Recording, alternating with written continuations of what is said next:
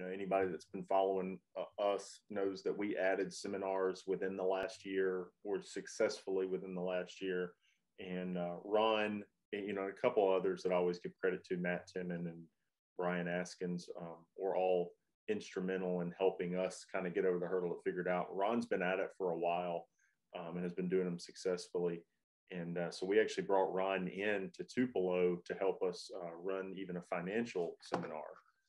So we very much value Ron's opinion on how these work. We've seen it be successful. I think the cool thing about this is everybody that does them adds a different nuance of success. So, Brian has some things that he does that are great. Ron has some things that he does are great. Matt has had some things that are different that are great. We've done some things that primarily probably on the care, partnering with carriers on them that are a little different.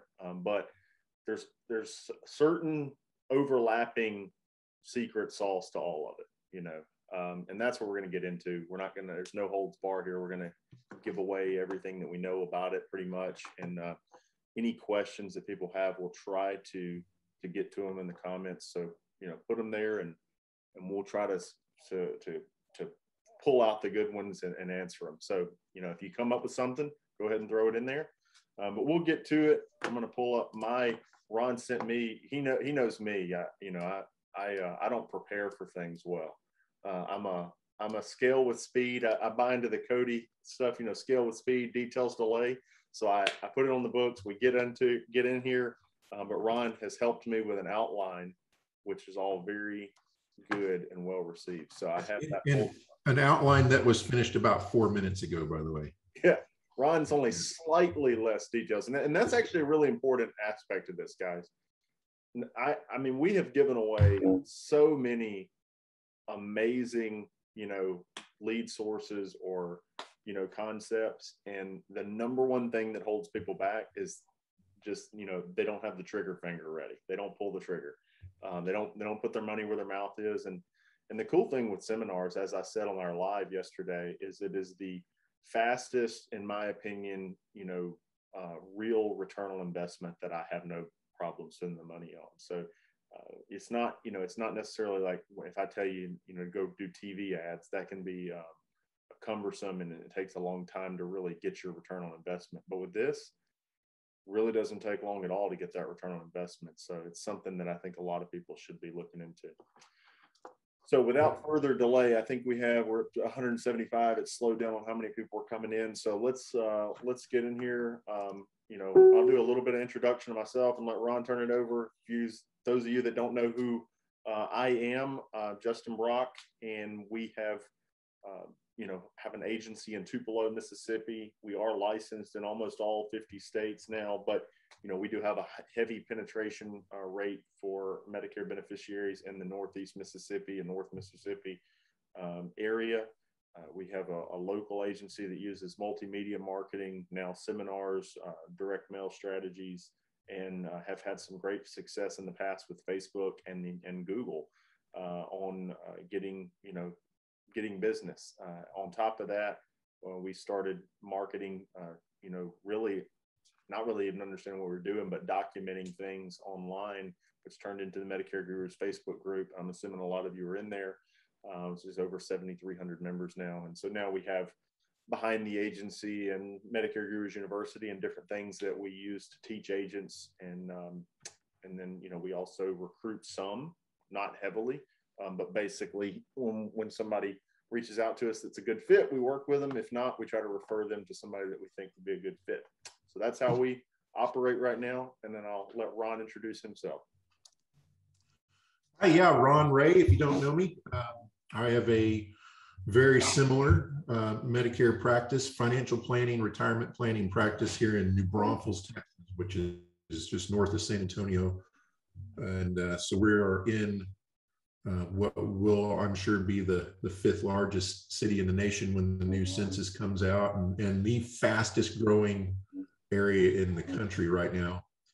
And I've been in this business about 13 years, and was in law enforcement for about 12 years before I quit that full time and stayed at a reserve capacity until just last December, finally retired from the reserves and law enforcement. But I'll tell you, I'm going to tell you a little bit about my kind of story in insurance. When I left law enforcement, I didn't really have a plan. I didn't know what I was going to do. I just knew I didn't want to work for the government anymore. And so I quit that job in October of 2008, which I know Justin knows because we've talked about this before. But if the rest of you don't know what was going on in October 2008, it was probably the worst time ever in history to walk away from a good paying government job, because nobody else was hiring, and I didn't really know what I wanted to do anyway. So I just kind of sat around for a couple of months trying to figure out what I wanted to do. And I got a call from a recruiter just out of the blue. I don't know how he found my number. I really wasn't putting resumes out or had anything feelers out there. And he told me about insurance, and specifically Medicare supplements, and how much money you could make, and residual income. And I thought, man, that sounds pretty good. I've been in sales before. I've got people skills. I can do that. And so it was with a captive company, and did pretty well, as far as those captive companies go. I figured out pretty quick, though, that probably wasn't the best place to be, if I really wanted to grow and scale and just really do well. So I went independent. And when I did that, I found out that, I'm kind of on my own. And having only been in the insurance business for about 6 months, I really didn't know anything other than what they taught me, which was cold calling from a turning 65 list to set appointments, which I was good at, but I didn't know anything else. And so I tried to do that, and kind of went broke for a little while and had to go do something else. I took an active duty position with the Texas State Guard and went on deployment down at the Texas border for a year, and came back from that and tried insurance again, and struggled again, and went broke again, and went on active duty again, and for a year and a half this time, and came back. And my wife finally said, you know what, you're going to have to make this insurance thing work, or do something else, because it's time to make it work. And so I called my upline, and he said, we can do mail, or you can call. And it was pretty much the only thing he knew. But he said, I've got this other guy that does these meetings, and he does really well. Why don't you go talk to him, go watch one of his meetings, and see if you can do that. And so I went and watched him, and basically all he was doing was teaching a class on Medicare, and that was it. And last half of my law enforcement career, I worked at the police academy, and I taught classes. So I was a professional adult educator for 6 years. That's all I did, 12, 15, 16 hours a day, every day. So I can teach classes. And so I figured, hey, I'm going to try that. We sent out a mailer. I sent out 600 mail pieces for my first seminar. I didn't have any money. My upline guy covered the cost of that, and had 25 people show up, and I wrote business out of it. And I thought, man, that was easy. I'm going to do that again. So we just started doing it over and over and over again. Then we added another location, doing 2 seminars a month, and 7 years later, here we are, and we're doing 4 or 5 seminars a month, as much as we can possibly fit into the calendar, and writing tons and tons and tons of business on it. So that's me. I just wanted to kind of tell you that quick little story, because not everybody has a story that goes, hey, I got into the insurance business and I was instantly successful. It takes work. You have to find something that works for you. Everything works a little bit, I heard somebody say one time, and you just got to find the thing that kind of works the best for you. And for me, that was seminars. And for anybody that's willing to do it, willing to put themselves out there in front of a group, seminars, I believe, I'm strong opinion that seminars are the best way of getting people to do business with you, because people like to do business with people that educate them. So they're looking for this education on Medicare. They know that they've got a Medicare decision to make. They don't know much about it. It's kind of a mystery. They know what their friends have told them, but it's kind of scary. They know what Joe Namath tells them on TV. They don't believe that. and they're looking for some expert locally to help teach them about it. So that's what I do. And it's what I believe is the best method if you're willing to do it. Some people can't talk in public, and that's fine. We'll have to figure out something else for you. But if you can, if you don't mind it, that's the best way to go. Yeah. So I do have a Q&A panel here. There is a Q&A panel on here. I'm not even super familiar with it, but people are submitting questions on here. So you can on there. And John Bilodeau is just saying, when I first started out, I did tons of seminars, and that was where a good part of my book comes from. Unfortunately, with COVID, libraries no longer allow me to do them. So there are some geographical areas where this is going to be more difficult. I can't speak to them, because I would say geographically, the majority of the country, it's still a good play. Now with COVID, I will say this, just a disclaimer, it's up and down. So we have even seen recently, we had one in Starkville, for instance, recently had 38 people show up. It was our best turnout. And then we had one in Starkville, a month later, and we had 19 people show up to the same one. And I believe that the COVID spike had something to do with that. I'm not going to get into COVID. I'm not going to get into the opinions of it, blah, blah, blah. It's irrelevant. The point is, for us, is most of us, we can, most of the time we can, in most areas, you'll be able to do this. If you can't do it in your area, you can consider doing it in another area. Non-resident license is not very expensive. And I can tell you that there are several of us that have been going 2.5, 3 hours away to do seminars at a time, in Tulsa and Birmingham and different places where we do not have a brand or anything like that. And the seminar, the same strategy works there. It pulls people out, so you can go into some of these other areas and look at it. Yeah, so I'll cover that in a little bit, what to do if your venue gets shut down, because we did have that problem as well. And it was really a big mistake business-wise on my part, is not really diversifying my marketing enough. So when we got the rug pulled out from under us with COVID, that hurt for a little while until we got other things spun up. So hard lesson learned there, which I should have already known, is to diversify my marketing. I just said, this is one way to market, and it might not work, in any specific given situation. So you need to have a backup plan. So, all right, well, let's go ahead and just get into it.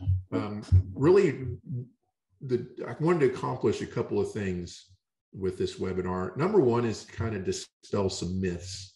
There's a lot of misinformation and misconceptions and mystery surrounding Medicare seminars.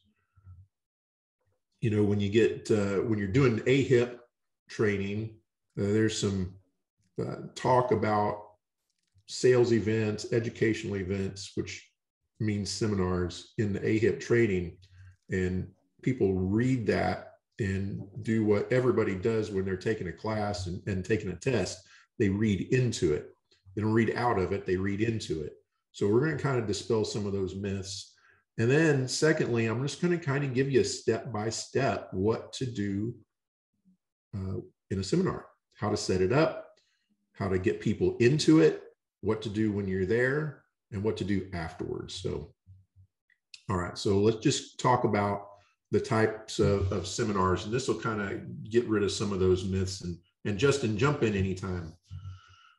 Really, in my view, there's two types of Medicare seminars, and here's where we're kind of get into the CMS definitions of sales events versus educational events. So there's two types, an educational event and a sales event.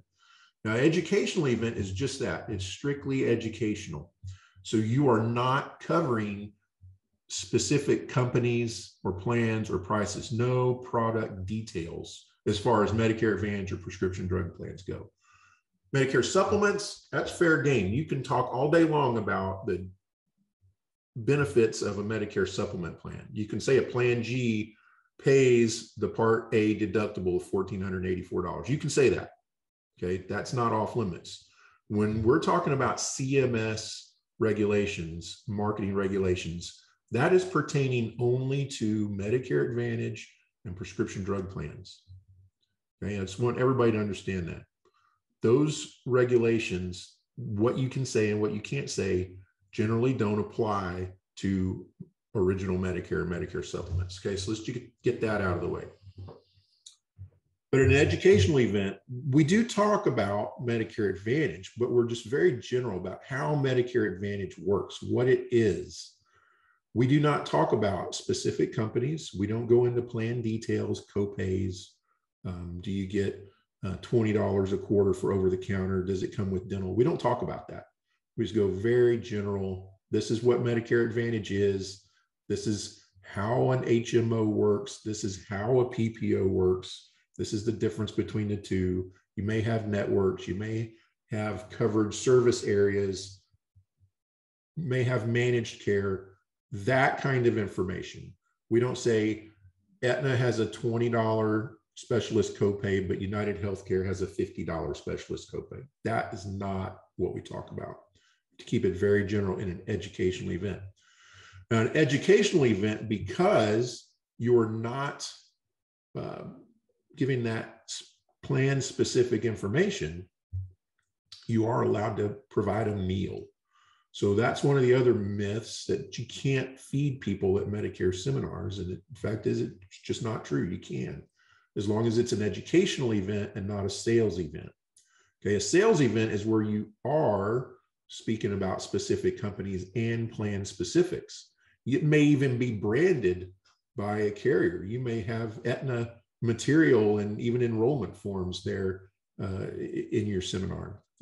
At those, you can't provide a full meal, but you can provide light snacks, just like AHIP says, on the test.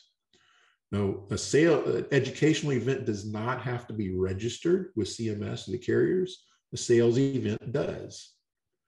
In this educational event, you're not taking you're not taking enrollment forms. In a sales event, you can take enrollment forms. You can enroll people in plans right on the spot.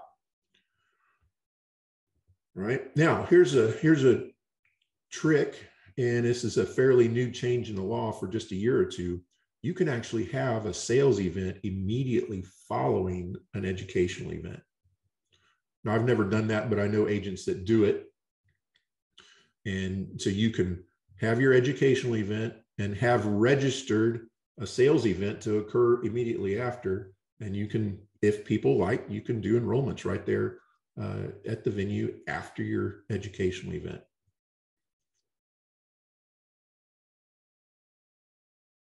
Okay. Now, Justin, you kind of keeping up with questions? Yeah, there's a bunch of them coming through Q&A, and I'm just answering them as they come. Okay. So yeah, but I mean, what you're talking about, we have not done that either. The sales event right after an educational event. I know I've heard a lot of people talk about it. I'm not going to speak to whether it's what its effectiveness is. I just, to dispel the myth, there is a myth that educational events, you're educating, you're feeding, you're all that. How do you know they're coming back to you?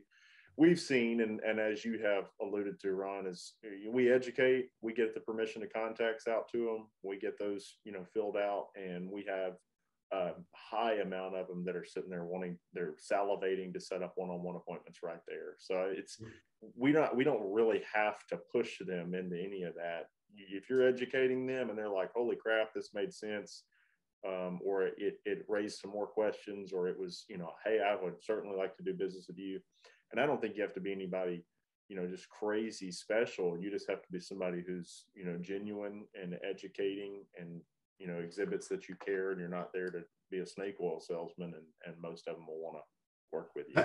That's really it. I get people come up to me after the event or when I'm done speaking after the presentation every single week, and they tell me something along the lines of, this is the third seminar that we've been to. You're the only one that didn't push a product, and you're the only one that made it clear to us how Medicare actually works. So if you're the one doing that, you're the one they're going to go with. Folks know the difference between an educator and a salesman, and they are always going to go with an educator first. Now they might buy from the salesman. And I'm not saying salesmen are bad, so don't take that the wrong way. But I'm a salesman. We're all salesmen. We have different ways of doing it. You educate or you sell. You push product. So people don't like to be sold, but they do like to buy. And they buy from those that educate them. So if you're doing a sales seminar, I saw one of the questions that says, so does your sales meeting have to be branded by just one carrier? It can, but you can leave it unbranded and still do a sales event, okay, and sell every plan that you offer.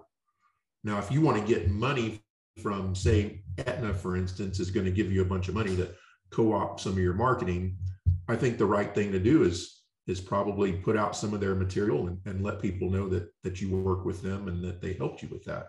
You don't have to, but I think that's a good thing to do. And I'm going to let Justin talk in a minute about how he kind of works with carriers to do that. He had some good thoughts on the Facebook Live we did with Landon McCarter yesterday. And I want you to kind of cover that again in a minute. All right, so those are the two kinds, educational or sales. I don't do sales events. I do educational events for all the reasons I just stated. People buy from the people that educate them. And I don't want to have to mess with registration of my events and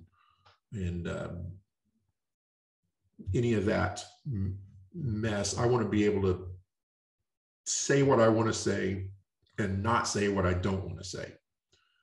So I just kind of take some of the strings off of the event and it gives me more freedom is what I'm trying to say. I'm going to let Justin cover sales events a little bit more later, but what I want to talk about now is when you're talking about educational events, I believe firmly that this is the best way to go, especially if you're doing Turning 65. So that's pretty much all we do. In fact, the name of my company is Turning 65 Solutions, and we do Turning 65 educational Medicare seminars.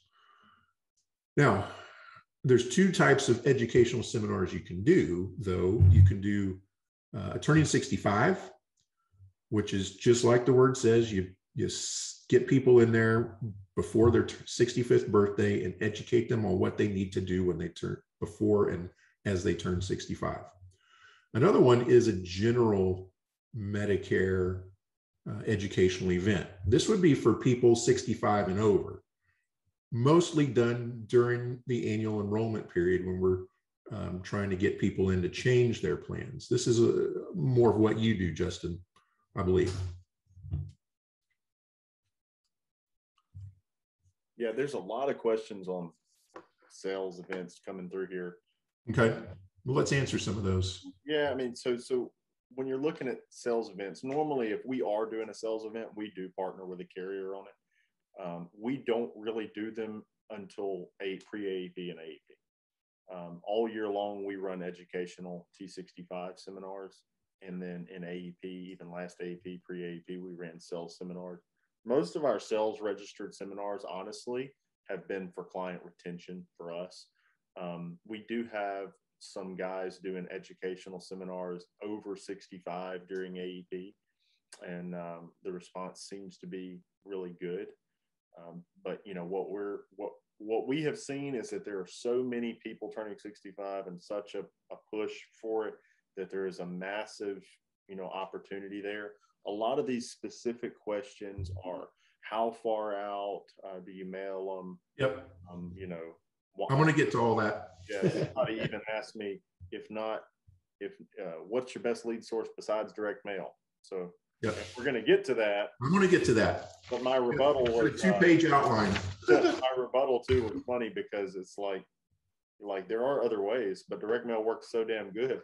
Why would you even need another lead source? Right. So I'm going to talk about digital marketing for these things. So I'm making a note right here. Let's see. So I don't forget to answer that question, how far out? All right. So yeah, this year 2020, 2021 were kind of weird years where we've got almost a perpetual SEP for most parts of the country for most of the year because of the COVID SEP and various other FEMA-related SEPs. So I think you probably got away with doing general 65 and over workshops more this year than you would in any other year. In a normal year, yeah, I definitely would not do them before September 1st or after December 1st. Really just focused on AEP. If we're going to continue having all these weird, SEPs that the government just throws up just because somebody had a thunderstorm in their backyard, then yeah, we may look at doing more of those year round. And the open enrollment period, I think you could, if you were very careful with your wording and you were careful to follow the rules and not advertise the open enrollment period, that you could probably do 65 and over seminars from January to March. You just have to be careful and follow the rules on that. So there's more and more opportunity, but I wouldn't, don't bet your income on 65 and over seminars outside of the AEP. But turning 65 seminars, we do those every single week, every week. And we don't miss a week unless there's something going on. We try to stay away from holidays, but if that's the case, we double up. So we've got Thanksgiving coming up. So we're not going to do seminars that whole week of Thanksgiving, but we're still going to do, 4 or 5 seminars in the month of November. Same thing with Christmas. We always do them. We don't skip a month because that gives you a lack in your pipeline. So one year I thought I was going to be smart and not do seminars in November and December because attendance does fall off just a little bit. And you want to kind of slow down and kind of wind things up for the end of the year. But what happens is I didn't do any seminars in November and December, and guess what? I didn't have any business in February and March. So if you ever let that gap get in your pipeline, then you're going to feel that. So just if you decide to do it, it's like any other marketing program. You got to be consistent and you've got to get on the gas and go. All right. Anything to add there, Justin? No, you nailed it. On to the next one. All right. So now, where do you do seminars? And that's really the first thing before you think about if you're going to do mail or digital or how you're going to get people there. First, you have to have a place to do it, right? You're not going to do it in your office unless you've got a large enough room to hold the people. And I know people that do that. And there was an agent that even posted a picture of his conference room. He's got a nice sized classroom, looks like it held 20 people or more. That's great. If you have that, awesome, use it. If you don't, then you're going to have to go to a place that has enough space to put in 25 to 50 people. The best way to do it if you're doing educational seminars are restaurants.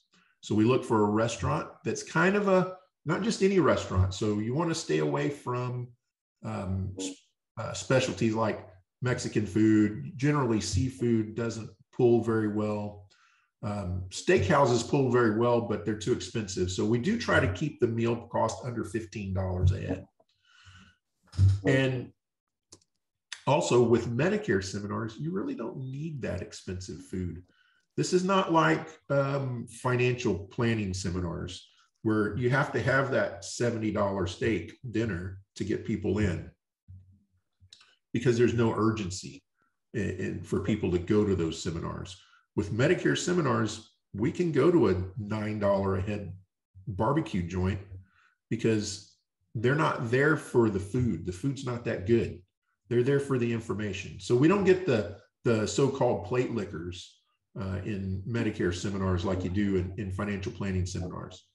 Yeah, that seems to be one of the common, misconceptions is that there's going to be a ton of plate lickers. If you do T65, first of all, that's going to be a lot less than if you started mailing low income subsidy, Medicare Advantage in a urban market, you might get more plate lickers.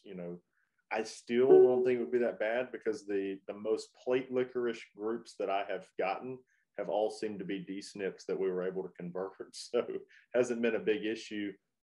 Now, if you do a mid-range, mid-grade restaurant that does have higher end options, most of them will do a set menu for you if you have enough people.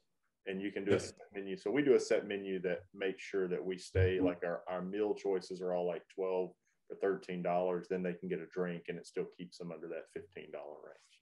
Yeah.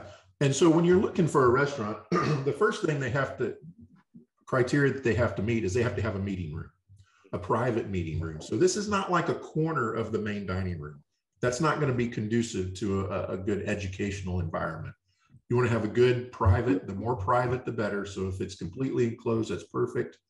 If it's got panels or something where you can kind of exclude the general population of the restaurant, that's not as good, but it's better. It's better than nothing. So you have to have a private room.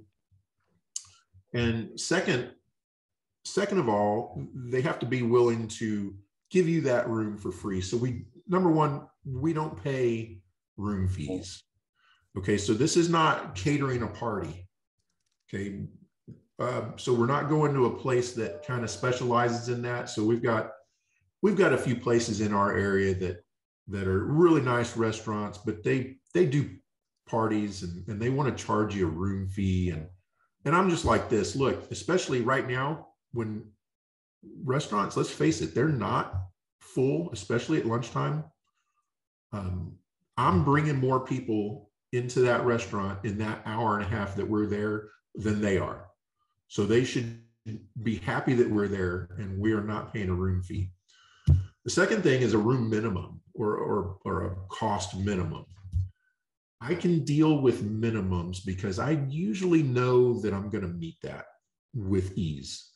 But here's the thing, you need to have a contingency plan if you don't meet the minimum, because you can have a bad day. You could have bad weather, you can have bad traffic, something can happen that hurts your attendance. And what's going to happen with that minimum? Here's what you don't want to do. You don't want to be taking 10, chicken salad sandwich plates home with you. Okay, what you want them to do is agree to give you the balance of the minimum on a gift card so that you can use it next time you're there. Not all restaurants will do that. Most will, as long as you get that agreement ahead of time. What we've seen is the one that we use requires a room deposit that they roll for each meeting. And so the deposit is waived if you hit a certain amount of people. And so we haven't been, I think maybe twice we haven't hit the room minimum, and it was both weather. Well, weather one and one might have been like, COVID uptick weather combination or something. Yep. And even those, I mean, to be honest, guys, like my room deposit, I think is $150. And I had one where 8 people showed up and I didn't hit my room minimum, but I'm like, okay, I paid an extra $150. I poured into those 8 people. And guess what? It was still profitable. Like it wasn't like that $150 room deposit, like put me in the poorhouse, and we all have to think about our marketing as a compounding residual income. We commonly are in a compounding residual market, but think like we're final expense salespeople. Like, oh, my cost per acquisition has to be $150, and if my average is $400, now I made $250 in profit. Well, okay, that's year one. You guys also have to continue to understand that you're competing against people that don't care if they break even in the first 2 years. Okay. Now I'm not telling you to do that because you can't all afford to do that, but you can be okay with $150, $200, $250 cost per acquisition. And so anything that we're telling you less than that, you should be like ecstatic about, because the average policy, even in the D-SNP market, is staying on the books 4 years. So you think about when you're going to T65s, these people are staying on the books 10, 15, 20 years. Yep, that's right. And, you know, agents that come to me and ask me about doing seminars, they do have a tendency to kind of get twisted around the axle over the smallest things, like $100 room deposit or the meal cost. The meal cost, guys, listen, remember, I just said we're going to lower end restaurants. We're going to family dining, barbecue places, and buffets. Golden Corral is awesome. And if you get there, you do a lunch and you actually go and pay. Here's a kind of, I'm going to give you a pro tip at Golden Corral. Go pay your bill before 11 o'clock and you get the early bird price or the breakfast price even. It's less than $12 in most areas. Okay, so if you think about that, if I send out a mailer that costs me $1,600 and I have 35 people show up, that's $45 just to get them in the room. What's another $12 for a meal? It's not that much money in the big scheme of things. I've got a $70 lead. That's the best lead you will buy anywhere in the world. Okay. Think about it. What are call centers doing to get, what's their cost of acquisition? They're not breaking even for the first 3 years, some of them. Here we're getting, our cost of acquisition is, you know, less than $100. It's incredible. So don't get caught up in that. If they want you to pay $100 deposit, do it. And here's the reality of that. Once a restaurant manager gets to know you and they know that you're legit and you're going to show up and you're going to bring people, they're not going to make you pay that deposit anymore anyway. They won't even make you sign a contract anymore. You put it on the calendar, you show up, you tip your servers well. I saw a couple of questions about the tip. Obviously, yes, we tip and we tip well. So I usually almost always tip 20% plus an extra $20 per server. So you tip them very well. And then guess what? They want to do a very good job for you. And you'll have servers signing up to serve your events. Okay. And you can even tip the manager a little bit extra too, if the manager does a really good job. So spend the money. I mean, it's going to come back to you. So I don't know, I'm going to pull my outline up here, Ron, but was on there because I'm getting some questions about what night of the week. Yeah. Okay. So that is a good question. So Tuesday and Thursday typically work the best. So nobody likes Mondays, right? Everybody hates Mondays, so don't do Mondays. Wednesdays in the evening, lots of people go to church, so you're not going to have a great turnout on Wednesday nights. Friday nights, Friday. Nobody wants to go listen to a boring insurance agent talk about Medicare on a Friday night. So if you're doing dinners at dinner time, Tuesdays and Thursdays. We found if you insist on doing 3 a week, I haven't had luck with this. Lunch, have not had lunch. We call them dinner seminars for a reason. I'm not saying you won't have some luck. And I think for lunch, for sales seminars, like not lunch, but more of like early midday breakfast style ones where you're not really feeding them, but there's light refreshments on a Saturday morning, work fine, especially if it's a warm audience.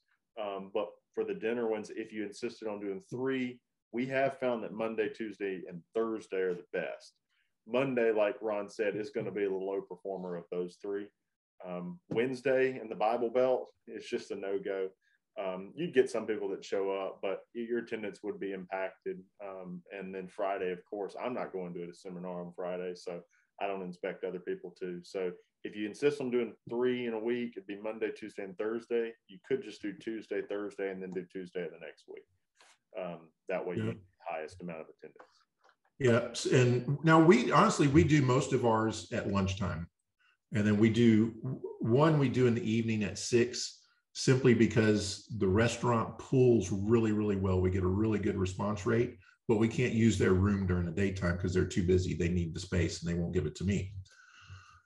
So we do mostly lunches, and because that's working hours, you know, I don't want to take my agents away from their families and have them out doing seminars till 7:30, 8 o'clock at night. I'm a slave driver. I tell them, you want this seat, you got to work some nights. No, they honestly, and that's interesting because we've ran them on lunches and had really poor performance. Now, maybe it was a Saturday lunch. I don't know if I've done weekday lunches.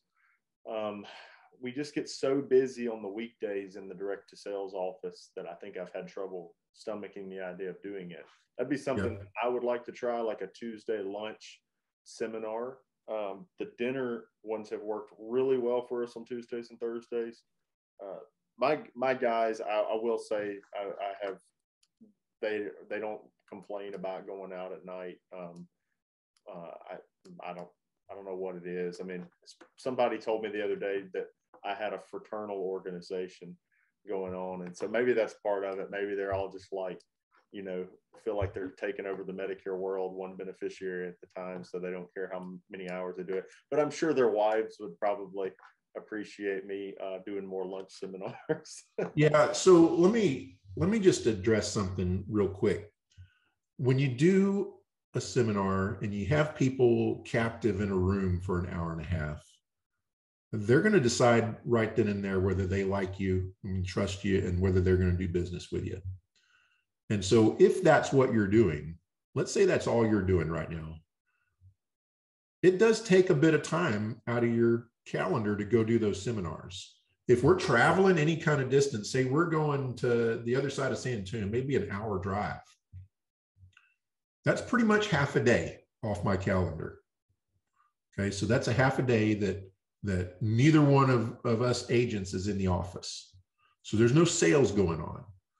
But we're also not spending all this time calling people, dialing numbers, cold calling, and prospecting on the phone.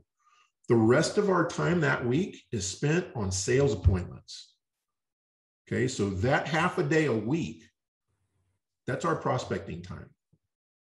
The only thing we have to do is hand those leads off to our appointment setter, and they set the appointments, or we set them ourselves, but it doesn't take that much time. You pull them out once a month. You call the folks whose birthday is now 3 months away, and you say, hey, Jim, it's Ron from the Medicare Seminar. You wanted me to call you 3 months before your birthday and set an appointment to talk about Medicare. That day has come. What day would be better for you, Tuesday or Thursday? And that's it. That's that conversation. There's no phone sales needed to set the appointment. You've already sold them on you. So all you have to do is call them up for 10 seconds, long enough to set that appointment, do it.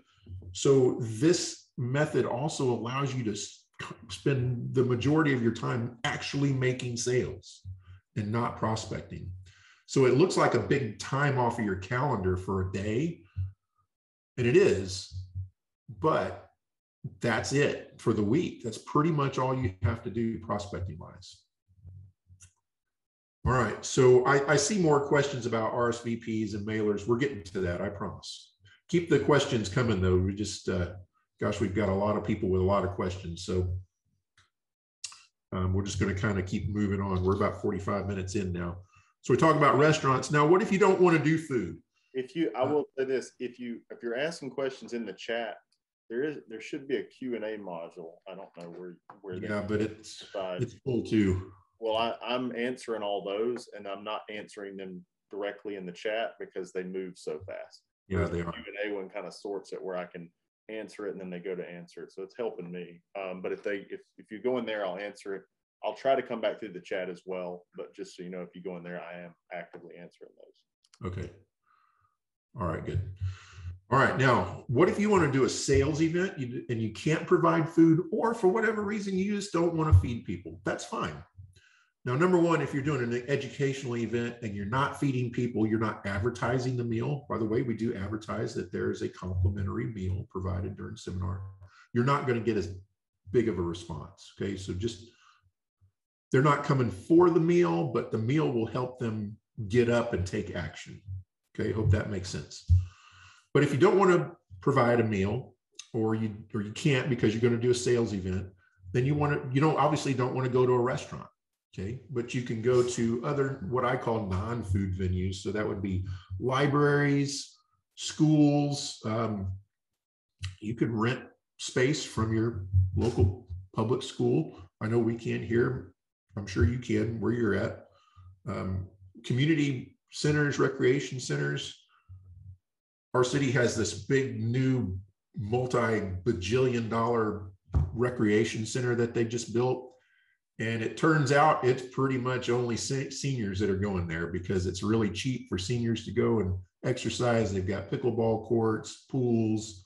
Seniors love it. And they've got meeting rooms that they rent out. That's a great place. Senior centers, obviously, churches, any place that you can get that will allow you to come in and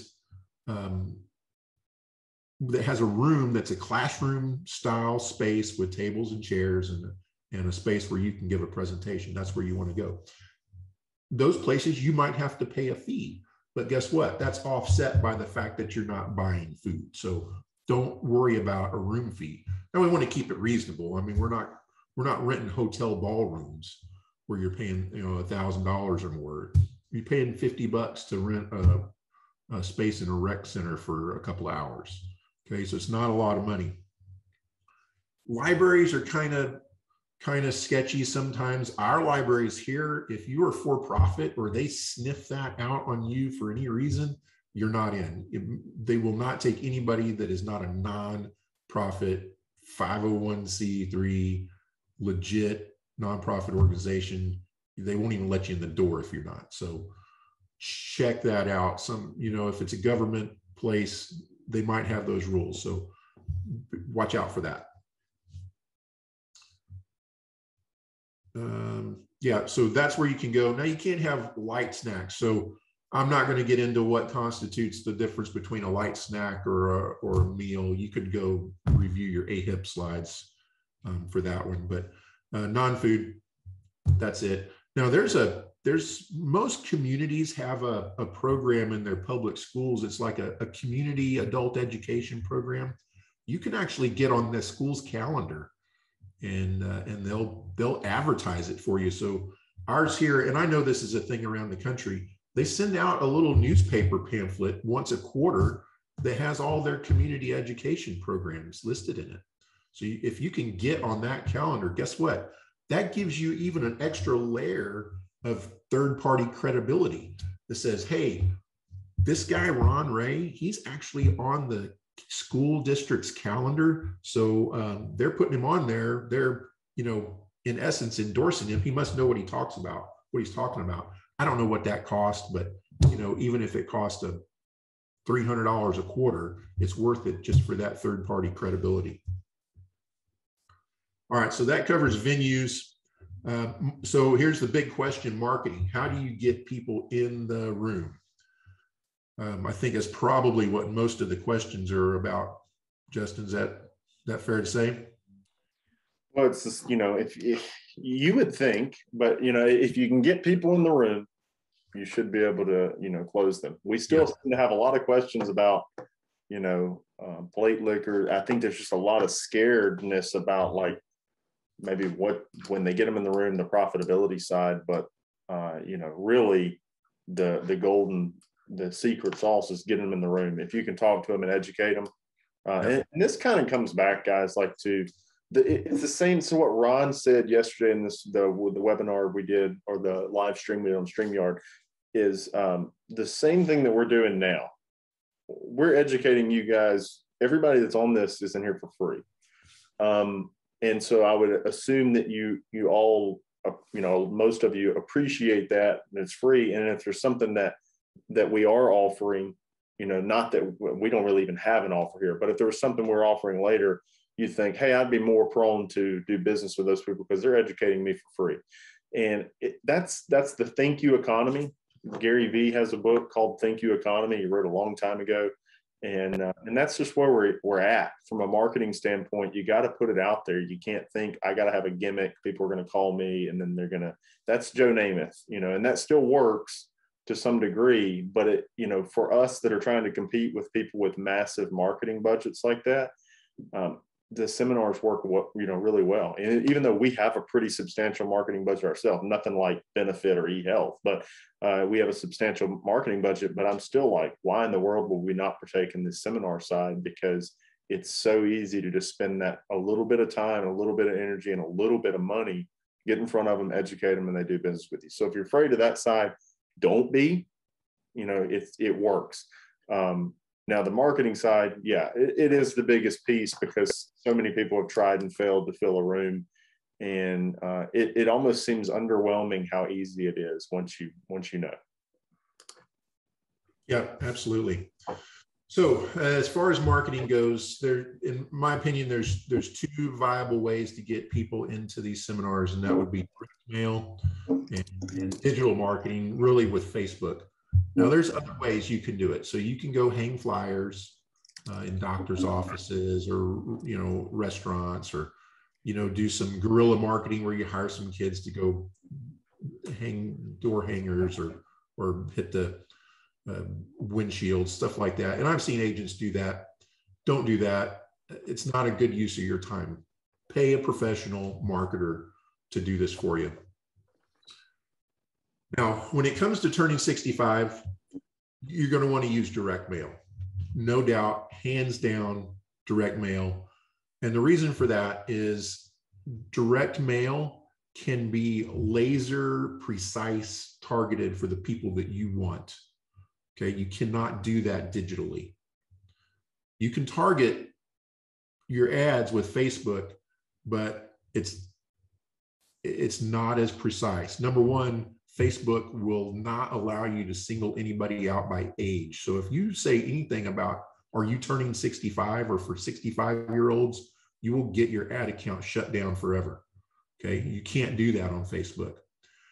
There are ways around it where we can target birth date ranges and things like that, but it's less precise. And digital marketing has a tendency to be viral, which in any other field is a good thing. You want an ad to go viral and more people to see it. But for a turning 65 seminar, you don't want that, because you send your ad is seen by somebody who's 64 and a half, and they go, oh, I like that. So they like it. Well, guess what? Now all their friends see that she liked it. And now her 72-year-old friend is going to like it. And but her 53-year-old friend is going to like it, and his daughter that's 25 is going to, and it just kind of spreads. And so for turning 65 seminars with Facebook marketing, you have a tendency to get more of the wrong people in the room. Now, if they're over 65, I can deal with that, because there's still an opportunity there. But if they're 60 or 61 or 57, I don't have time to wait for them to turn 65. So for turning 65, we want to use direct mail, because the targeting is laser precise. We can send it to individual people, and that's what we're doing. So turning 65, using direct mail, and we're using postcards. Back in the day when I started, we actually sent a 2-page letter, and the guy that taught me actually was making his own letters, doing all the printing, stuff in the envelopes. He paid his grandkids to stuff envelopes and stamp the envelopes and send them off. And me, at the time, I didn't have any kids. They didn't have any grandkids, so it was just me, and I wasn't going to do that. So I found somebody that had a machine that would do all that for me. And then as I scaled up, that got too expensive, so I had to go out to a mail house and do it that way. And we just use postcards. We use 6x9 full color postcards. My favorite vendor goes back and forth, to pin in, but it's been pretty consistent with one vendor over the years. And that is what's now called leading response. They do a really good job. They take all the RSVPs for you. It costs you just a little bit more, but it's totally worth it. I'll talk about that in a minute, why it's worth it. And leading response, you can actually get a very good deal with them with Secure Agent Marketing. So if you know our friends Landon McCarter and Cody Askins over at Secure Agent Marketing, they can get you agency discounts. So a lot of FMOs have the same setup with leading response, but some agents can't or aren't with those FMOs, so they can actually get you that same deal. Now, I don't make any money by telling you that. I just want to tell you the vendors that I work with that do the best job for me. Now, so who are we mailing to? Turning 65, we're mailing to people who hopefully have not turned 65 yet. And there's different ways to think about this, but here's my thoughts on it. I don't know how I can put this up on the screen. Let me see if I can move a Word document over. Bear with me just one second. I want you to be able to see what I'm going to illustrate to you here real quick. Justin, can I share my screen? Am I able to do that?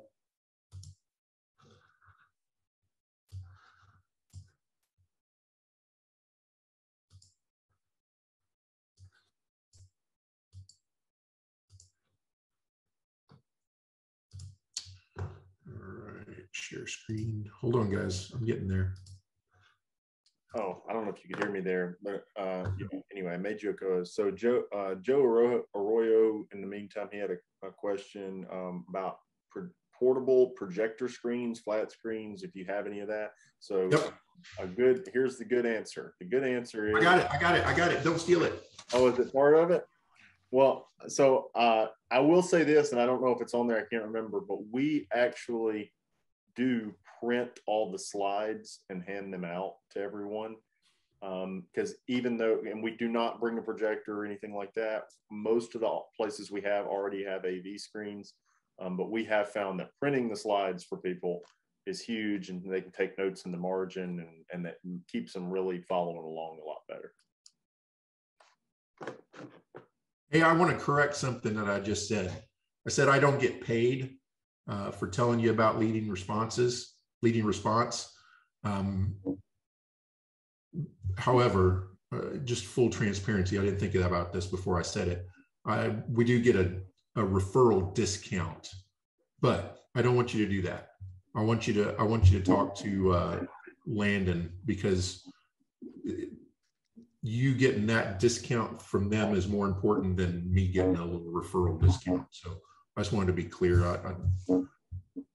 There could potentially be, if you called them up and mentioned my name, I might get a discount. So just to be fully transparent. All right, so who are we mailing to for turning 65? We're going to go out a little ways.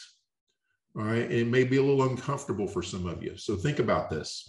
And I want y'all to know this too. Ron makes money off of that discount. They haven't extended that to me yet, so I'm going to be calling my leading response rep and be like, "What the hell, man?" Just kidding. Yeah, don't do that. You get the discount by calling Landon. Okay. Now, so if I'm having a seminar in September, I'm going to mail to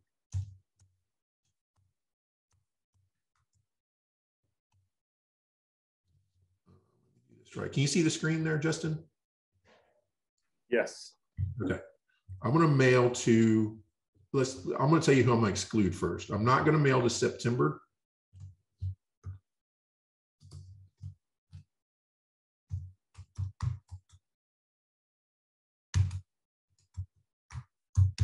October, November. Okay. Now, agents always ask me, but those are the people you can enroll right now. That's true. However, those are probably also the people that have already made a decision. Okay, because they're 2 or 3 months away from their birthday, a month away, the month of. Okay. Now, can you find some people in that group that haven't made a decision, or maybe you might be able to change their minds? Absolutely. But that's a much lower percentage play. Okay. And I don't want to take low percentage shots. I want to take high percentage shots. So for a seminar in September, I am not mailing to people who have their 65th birthdays in September, October, November. I'm mailing to December, January, February, March, April, and maybe May. Now, I say maybe May because for those months, that might be enough, depending on the population in my area, to get me enough people in the room. Okay, so what we're doing is we're doing a radius around the venue that's going to fill up your room. Okay, and we're looking for about a 1.5 to 2.5% response rate.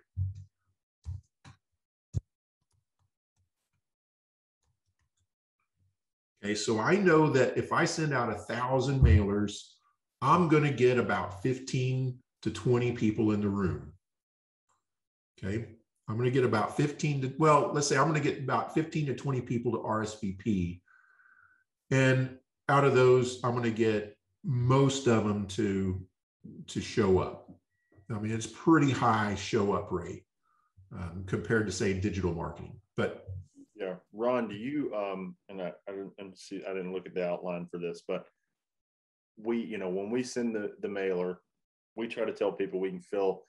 We've been able to fill with between 15 and 25 in the room for 3 seminars off of about $2,500 in spend on the mailers so far. Yeah, so that might be a slightly high return in some areas.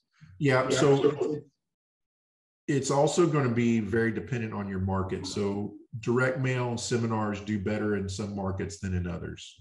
Another thing that is really important, I just want to make sure I mention before I lose it, is, you know, with Leading Response, and there are other vendors too, but with Leading Response, they have the service where when they call to RSVP, they RSVP them for you. We have them then send that to one of our administration, you know, people, Bailey. Bailey calls them and make sure that she gets their dietary restrictions. It just gives us a reason to call them again. And then within 24 hours of the actual event, she calls every one of them again to remind them that they're RSVP'd. And that really impacts the show up rate. Yep, absolutely. Yeah, so anything, I'm going to cover that too in a minute, you know, what to do right before the seminar. But yeah, so you can do things to hurt or help your show up rate. But generally, I think on average, you're going to get somewhere, on average around the nation, you're going to get somewhere between 1.5 to 2% response rate, higher in some areas, lower in others. There'll be other things that affect, you know, the outcome. You know, maybe you've got some competition in town. Sometimes agents will come in from, you know, another area and want to run a seminar or two, and that'll affect your show up rates, but you can't control that. You just have to keep on going. So if I know that I have a room that holds 20 people, well, I'm going to send out at least 2,000 mailers, you know, really probably 2,500 to be on the safe side. And so I want to go out based on my population, a radius around my restaurant that is far enough to get enough people on the list to guarantee I'm going to get the people in the seats, but not too far that people aren't going to drive that far to go to the restaurant. Now, in the urban areas, you can't go out that far because people won't drive 6 miles across Austin traffic to go to a seminar. But in the rural areas, hell, they'll drive 30 minutes to go have dinner anyway. So you can go out a bigger radius, and you need to go out a bigger radius because it's not as densely populated. Now, I try to keep it to 1, 2, 3, 4, 5 months there.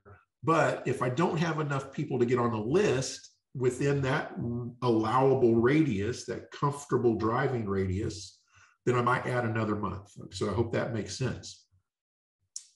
But the main thing is we don't want to mail to these, and we want to mail, these are really the hot months right there. Okay, so that's 4, 5, 6, 7, 8 months out, maybe 9 months out if we need extra people on the list. Okay. Any questions about that?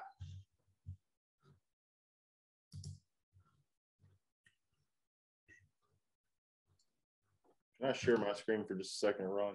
Yeah, I'm trying to unshare mine and I can't figure it out. I think I can do it. Let's see. Oh, there it is. I got it.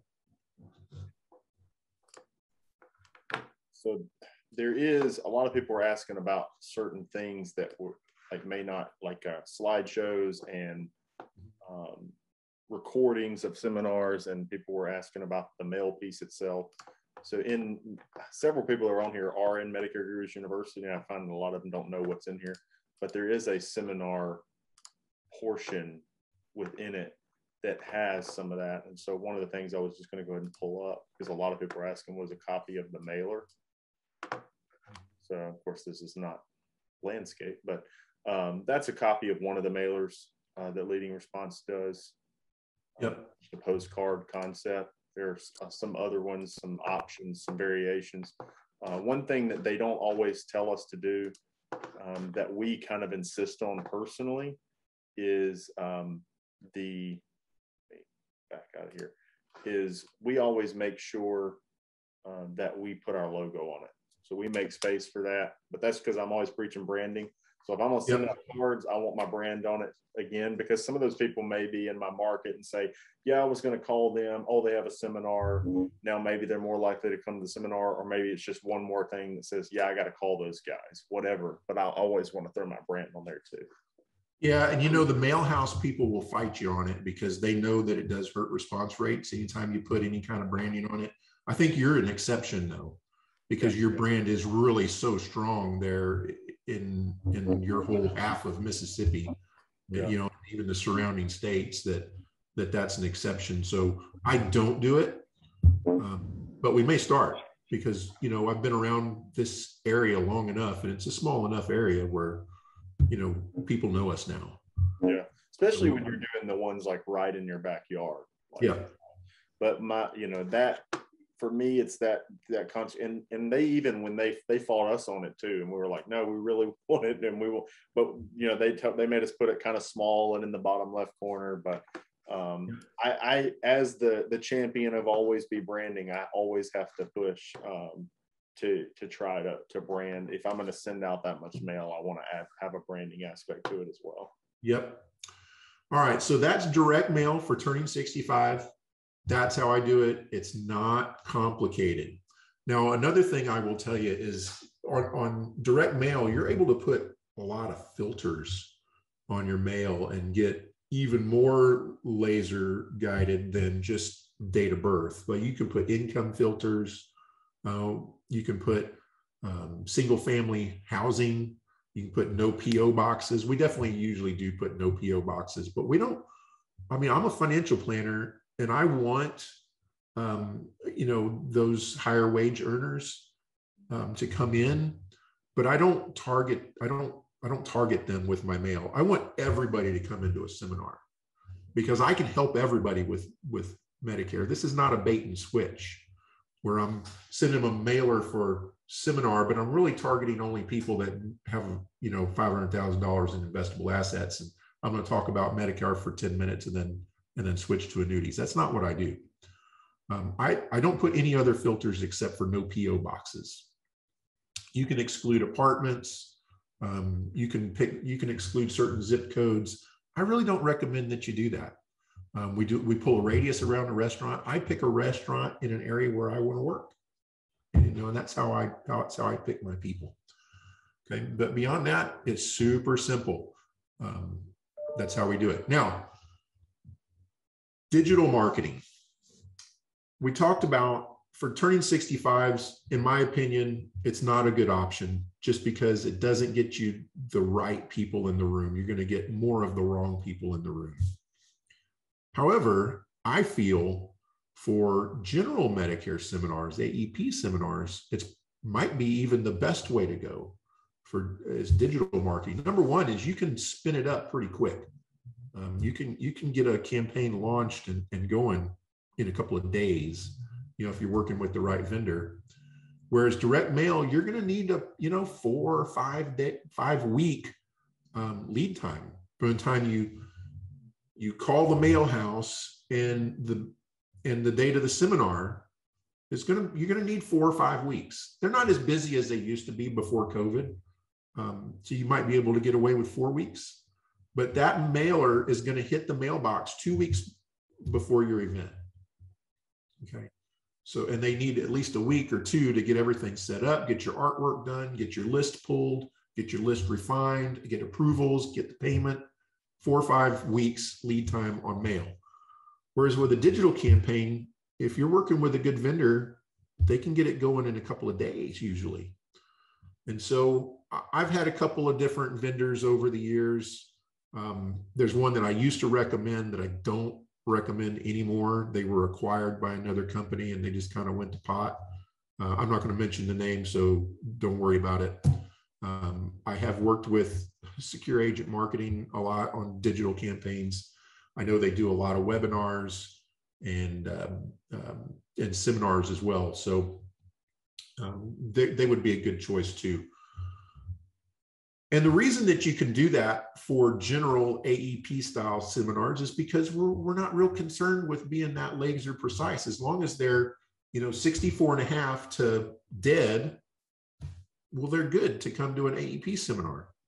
So that's okay. And it's generally cheaper per person that you're going to get in the room. And as long as it doesn't have to be super precise, it's good enough.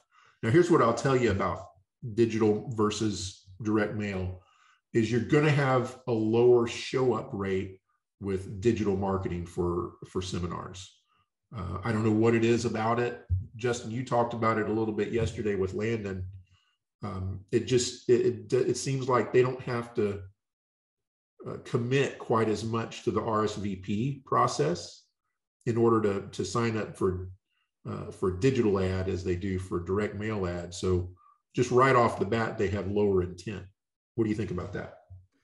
Yeah, I think one of the problems too is that the Facebook data is less accurate than it used to be, because they got hoard out really fast, really fast and hard by Cambridge Analytica and all us, insurance agents, and all the people in the world that were advertising, quickly, politicians even really bad. And so what has happened is I think a lot of people have edited their data to not be accurate.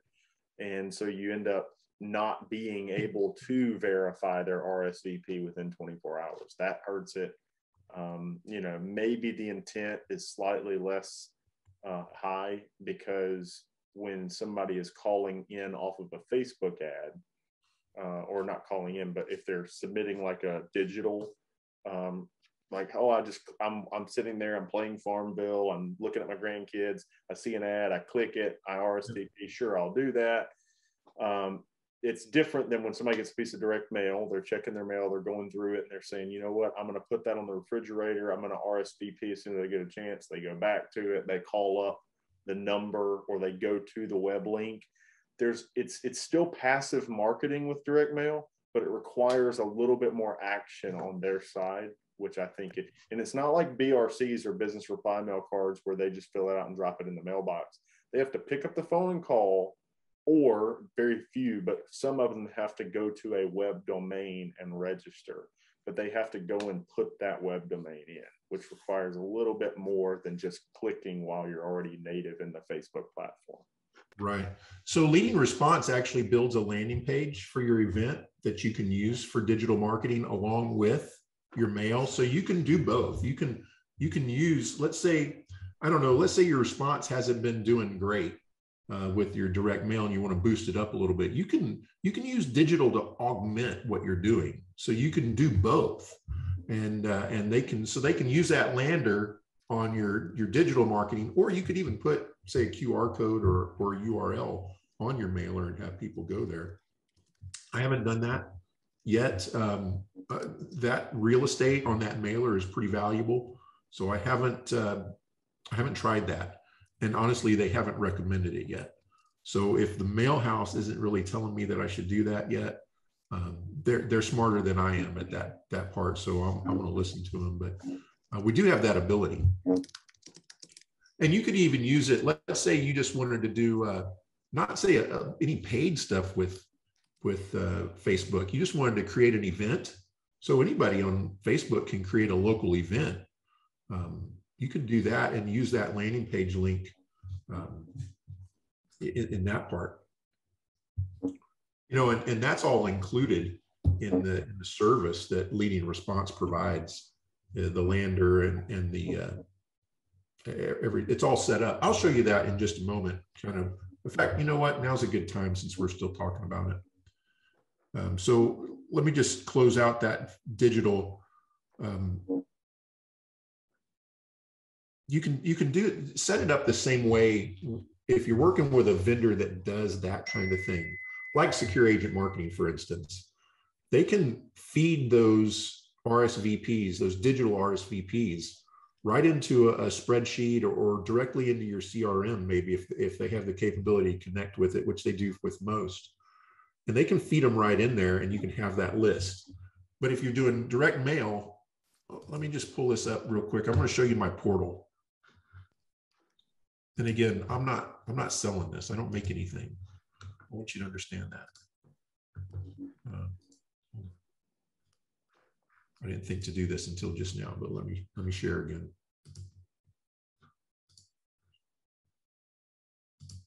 All right. So this is my portal for my direct mail RSVP. So you can see, first of all, I know exactly who all's coming, and I know their address, and I know where they're at regionally, you know, because they're pinned on a map. If I go over here to campaigns, you can see all of my campaigns. So we started doing this again last November is when we started kind of getting our toes in the water after COVID. And you can see our numbers right here for each event. You know, it was kind of low, then it was lower, then it started coming back up. We had some really good ones. We've had some that weren't very good at all. And some of these really big numbers, that was 2 events combined on 1 mailer. And there was one that didn't hit. Recently, they've been doing really good, though. I mean, some of them really pop. I don't know what the thing is, but that was just a standard. That was 3,000 pieces. You know, we got 66 people to sign up. We only had space in the room for 23 of them, but 66 showed up. Guess what? Those are all good leads. I get those leads anyway. Even if they don't show up, I still get to call them and invite them to another seminar or invite them in for a one-on-one. So that's what you get. Now, if I click on this, it's going to give you their information, but just, I don't want to put that on the screen. So you get their name and phone number and everything. But another thing it gives you is it pulls that financial data. So you can see their income range, you can see their address. It'll pull up a Google Streets picture of their house. It's really very detailed information. And that's all from Leading Response and Secure Agent Marketing. So that's good stuff. All right. And with the digital, you can get something similar to this. It won't be exactly this format, but they'll give you those RSVPs in that kind of detail. All right. So moving on. Any questions we need to answer? I answer them as I can. There's okay. Quite a few. So talking about the RSVPs, I used to do it where I took the RSVPs. I just had my phone number on the postcard because I didn't have, back then the mail houses were outsourcing the RSVPs and it cost like $350 per event. And I didn't want to pay that. So I just took the phone calls myself. But that starts to get a little overwhelming. You know, there's a time in your career where you have more time than money. And then all of a sudden, you know, it starts to shift and you have more money than time. And so I just started paying for it. Now I sound like I'm, you know, a shill for Leading Response, but I just love the way they do this. They don't outsource it anymore. They do it in-house and it's super cheap. It's like $150. And it's totally worth it. They take the phone call. So they have a live call center 24/7 where they take the phone in RSVPs. And then they do a little bit of follow-up. They do emails and text messages to follow up leading up to the event. So they get some reminders, text and email reminders the day before and a couple of hours before the event. That doesn't mean that we don't contact them as well. So we'll get the list And the day before the event, we're going to call them on the phone and confirm their place. And we're going to let them know, hey, it's at the Golden Corral on Brook Hollow and I-35. Please arrive about 15 minutes before the start. That lets us get you checked in and get you seated and get your drink orders. And also, it has a tendency to be pretty cool in that room, so you might want to bring a sweater or something to cover up with. People appreciate that. So we're going to touch them before the event and just make sure. You don't have to, but it will affect your show-up rates if you don't do that. People forget, things come up, and they won't show up if you don't call them. Okay, so you have to do that. But RSVPs, guys, it's so cheap nowadays. You really can't afford not to have a professional do that for you. All right. So that's pretty much getting people into the events. Gosh, it's 12:20 now. So most of the questions I get are on where to do them, what to do, and how to get people in. So let's go over the presentation itself real quick. There's two ways to present a topic like this physically. So, well, three ways, I guess. You could just stand up there and talk about it without the use of visual aids. And you can do that, but it's easier to keep people interested and on track if you have some sort of visual aids. Now, there's two ways really to do that: PowerPoint or posters. Now, with a PowerPoint, you're going to need some equipment, some technology. So you're going to have to bring a projector and a screen, or most of the venues that we use, most of them have a big television monitor that we can plug into and use. You're going to have a computer, and whether you have a projector or not, you still have to have a computer to run that presentation on. To have a slide advancer. The 3 slide advancers that I own decided they don't want to work with my Mac, so I'm looking for a good alternative there. So I'm just clicking the arrow button on my keyboard. But you don't want to do that too much because you have to move to the computer every time you want to advance the slide. So you need an HDMI cable if you're plugging in, you need extension cords.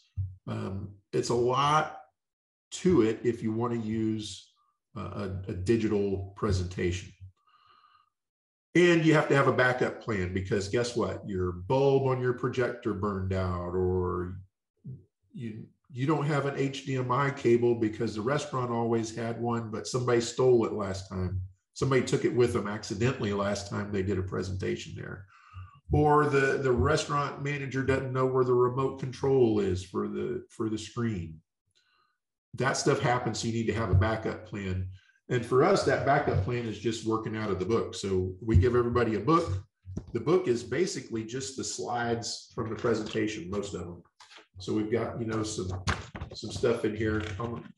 All of this will be available in various places where you can get it from me, but that's my backup plan. If the projector doesn't work, I'm just working out of this. Everybody's got a copy of this in front of them, okay? Now, that's a lot of stuff to haul around. And what I really prefer is to use big posters on an easel. So you get the kind of thick craft board, foam board, and you have your slides printed on there. You don't do too many because 7 slides are that thick and you've got to carry them around. The reason I don't use them now is they're pretty expensive, and you got 7 of those 2 feet by 3 feet printed in full color. It's pretty expensive, and you've got to they get beat up when you're hauling them around. But you know what? There's no room for error with those poster boards. The bulb isn't going to go out. The worst thing you can do is forget them and not take them with you. I've done that before. You need those boards and you need an easel. But I decided to go ahead and switch to PowerPoint last year because it was time to buy new boards, and the new boards were going to cost more than a projector. So I just went ahead and bought the projector. Now we haul all that stuff around. I like them, but those projectors have just gotten so cheap now, it's hard to justify not having one. And honestly, most of the places that we work have a big TV monitor. I even know agents that carry TVs with them. I know an agent up in North Texas that carries a 50-inch television monitor around with him, and that's what he uses. I think that's pretty awkward moving that in and out of a restaurant every week, and leaves a lot of room for something to get damaged or forgotten, or it's hard to forget a TV, but it can happen. So those projectors, some of them are pretty nice. They're pretty small. They're pretty cheap nowadays. Just use one of those. We've got just an old-fashioned, pull down projector screen on a tripod. And that's what we carry around with us. And we provide the books. So that's how we do that. You can have more slides. And this is not a PowerPoint class, not intended to be that way, but you can kill a class with PowerPoint. It's called Death by PowerPoint. And you don't want to have 100 slides in a 60-minute presentation, 10 minutes per slide. So if you got a 60-minute presentation, you need no more than 6 slides. We don't need more than that.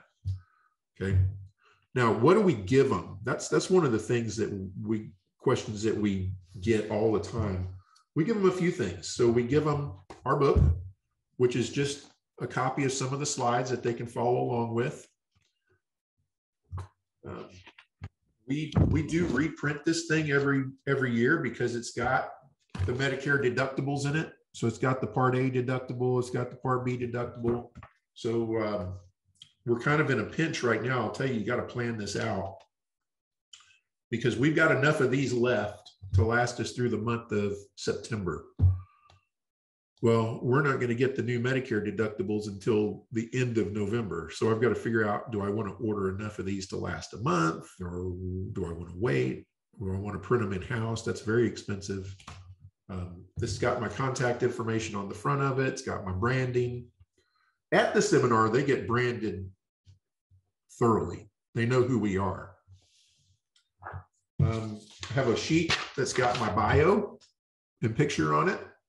It's got some testimonials on the back. Ron's a great dude. He helped us a lot. Get some frequently asked questions. And what I tell people is these are questions that you should be asking an agent. So it's got information about how does an agent get paid? What does an agent get paid? What's the difference between an agent and a broker? These kinds of things. What makes me different from everybody that's calling you on the phone and knocking on your door? What makes me different than Joe Namath? Those kinds of things. We give them a note. This one got printed kind of wonky, but just a notes page so they can take some notes. I don't put extra pages in the book. I don't put extra note pages in the book because this costs more than this. Okay. And finally, we have our response sheet or permission to contact. Okay, so they are going to put their name, address, and phone number on this. And if they want an appointment, they can fill out the permission to contact, and then we contact them. Okay. So Ron, that's what they get. This is a good question. Somebody had a question, said clients that don't fill out the permission to contact form but do show up, do you still follow up with them? So when they're, and I don't know the answer to this, but when they respond to the direct mail card to attend the webinar, they become a lead. Right. You can respond to the ones that don't show up at the seminar. Once they show up at the seminar, they don't fill out a permission to contact. By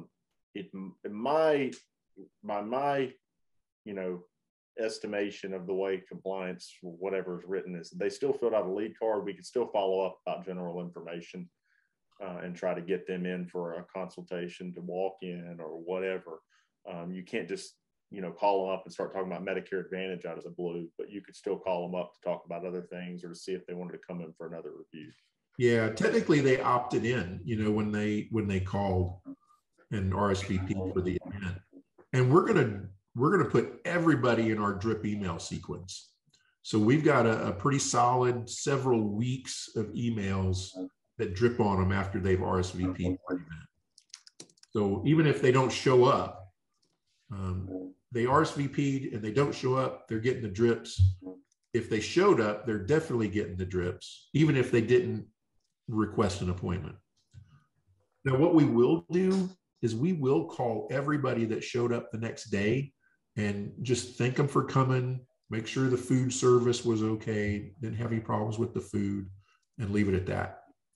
Now, if they want to schedule an appointment during that time and they bring it up, then we'll entertain that. But we are not going to ask them for an appointment if they didn't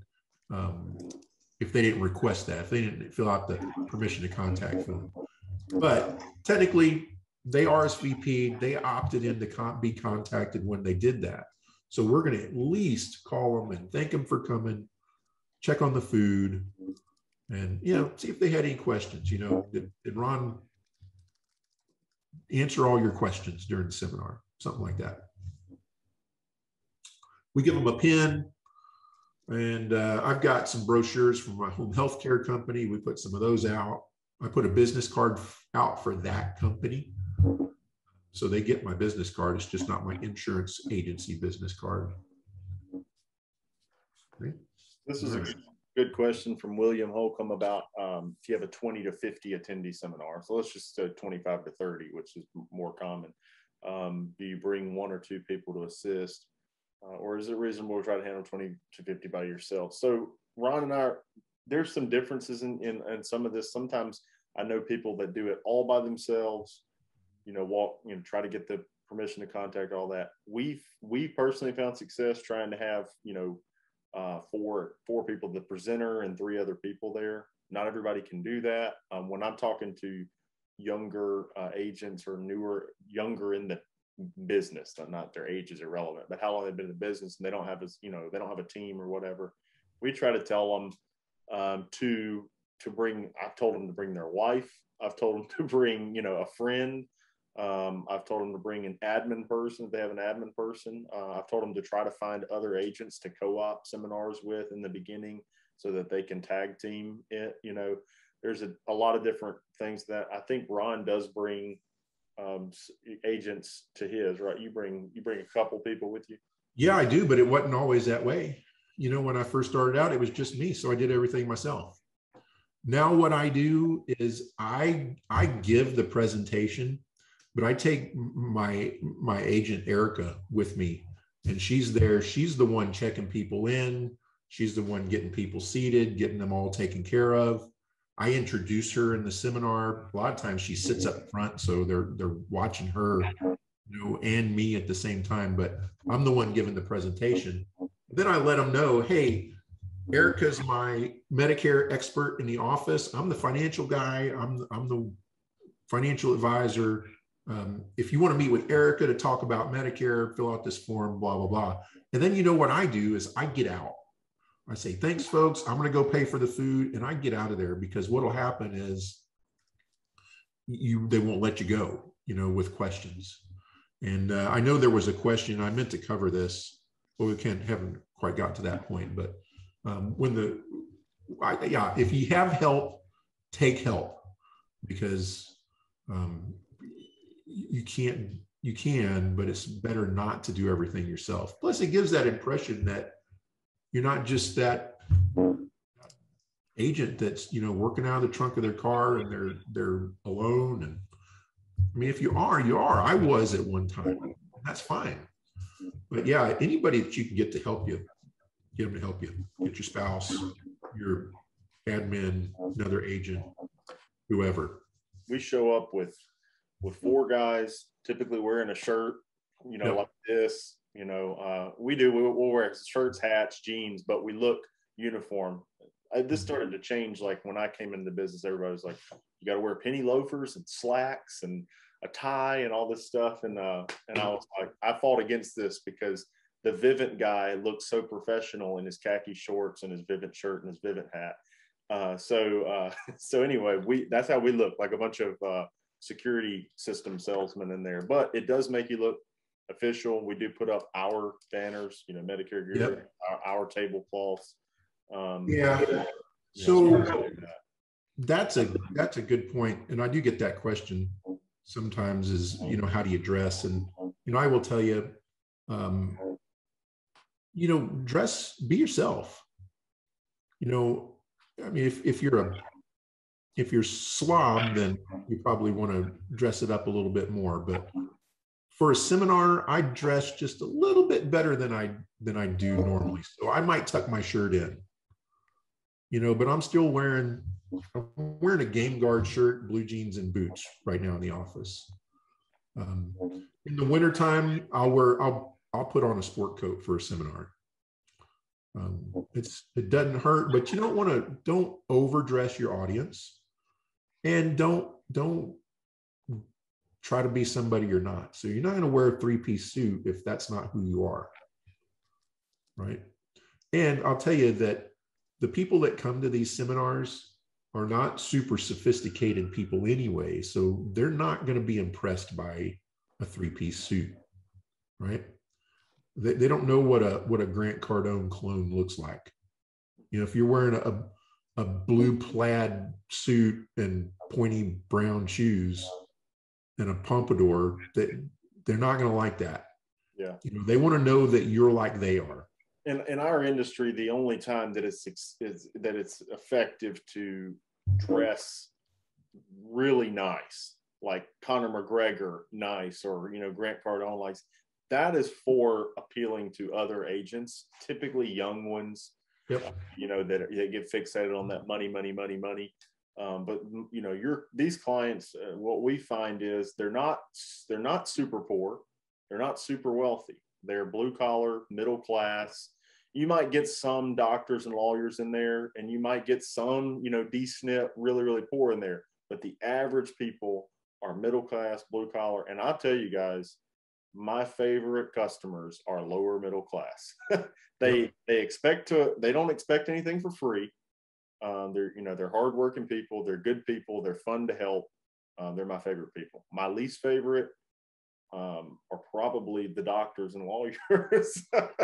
Because sometimes their expectation is really high, and I typically don't make any more off of them than I do anybody else. So, you know, it doesn't, you know, so some of those are my most annoying ones, but most of these people are going to be like, you know, income of 45, 50, 60,000 in their working years. And then in retirement, you know, probably 25, 30,000, 35,000 a year. You know, it's lower middle class.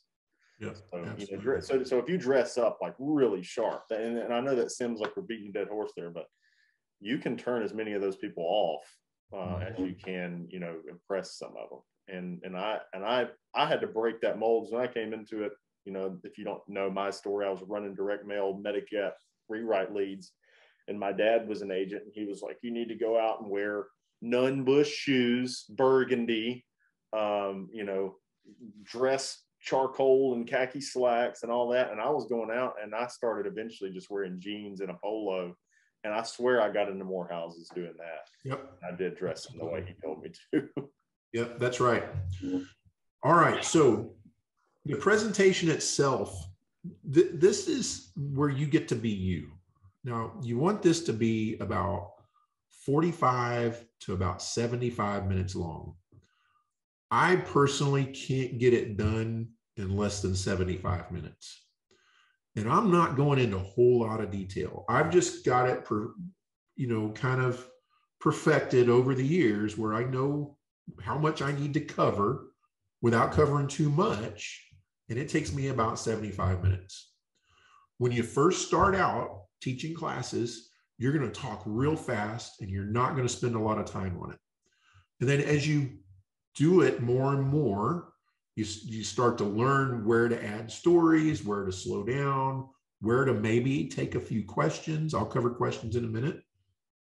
And you spread it out. So I'm at about an hour and 15, an hour and 20 minutes from start to finish now. But no less than 45 really no more than about 75 minutes, because then you really kind of start to lose people. They start to get hungry. Maybe they're on their lunch break. They need to get back to work. So you need to wrap it up. And the food comes at the end. Even if you're at Golden Corral, if you're at a buffet, you let people know up front, hey, we're going to have the presentation first, and then we'll release you to go have your meals.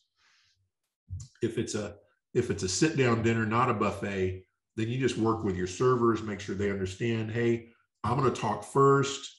You can come in, get their orders, get their drink orders, and we'll let you know when it's time to come and go ahead and bring in the food. And the restaurants know how to work that, especially if they've got a room and they do seminars. They know how long it takes from the time they drop an order till it's ready to start bringing food out, 15, 20 minutes. And you can kind of gauge that. And that's where it's nice to have a helper so that they can know, you can give them a signal, or they can know about it where in the presentation to go let the servers know that you're ready for food. But I don't let them eat while I'm talking because it's distracting. I don't want their attention on anything else but me. So we do Mexican food places from time to time. And one problem, what do you get in a Mexican food place? You get chips and salsa, right? I don't let them bring that out because that's loud and distracting. And I don't want that. So food comes at the end.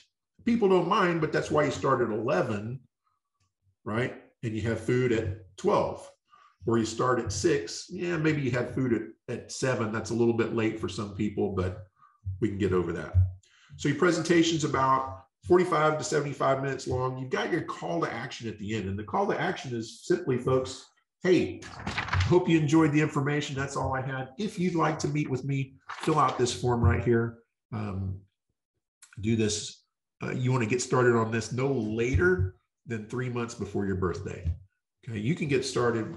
In the case of Medicare supplements, you can get started as early as 6 months before, but the very latest that you want to wait is about 3 months before. Fill out this form. Erica's going to come around and pick these up. I'm going to go pay for the food, and we'll be back in just a minute. That's the call to action. That's it. It doesn't have to be more complicated than that. They know why you're there. In fact, we set it up in the beginning. I'm very non-confrontational with this. And so my setup, and Justin, I already sent you a copy of my seminar, a recorded one that I did this year.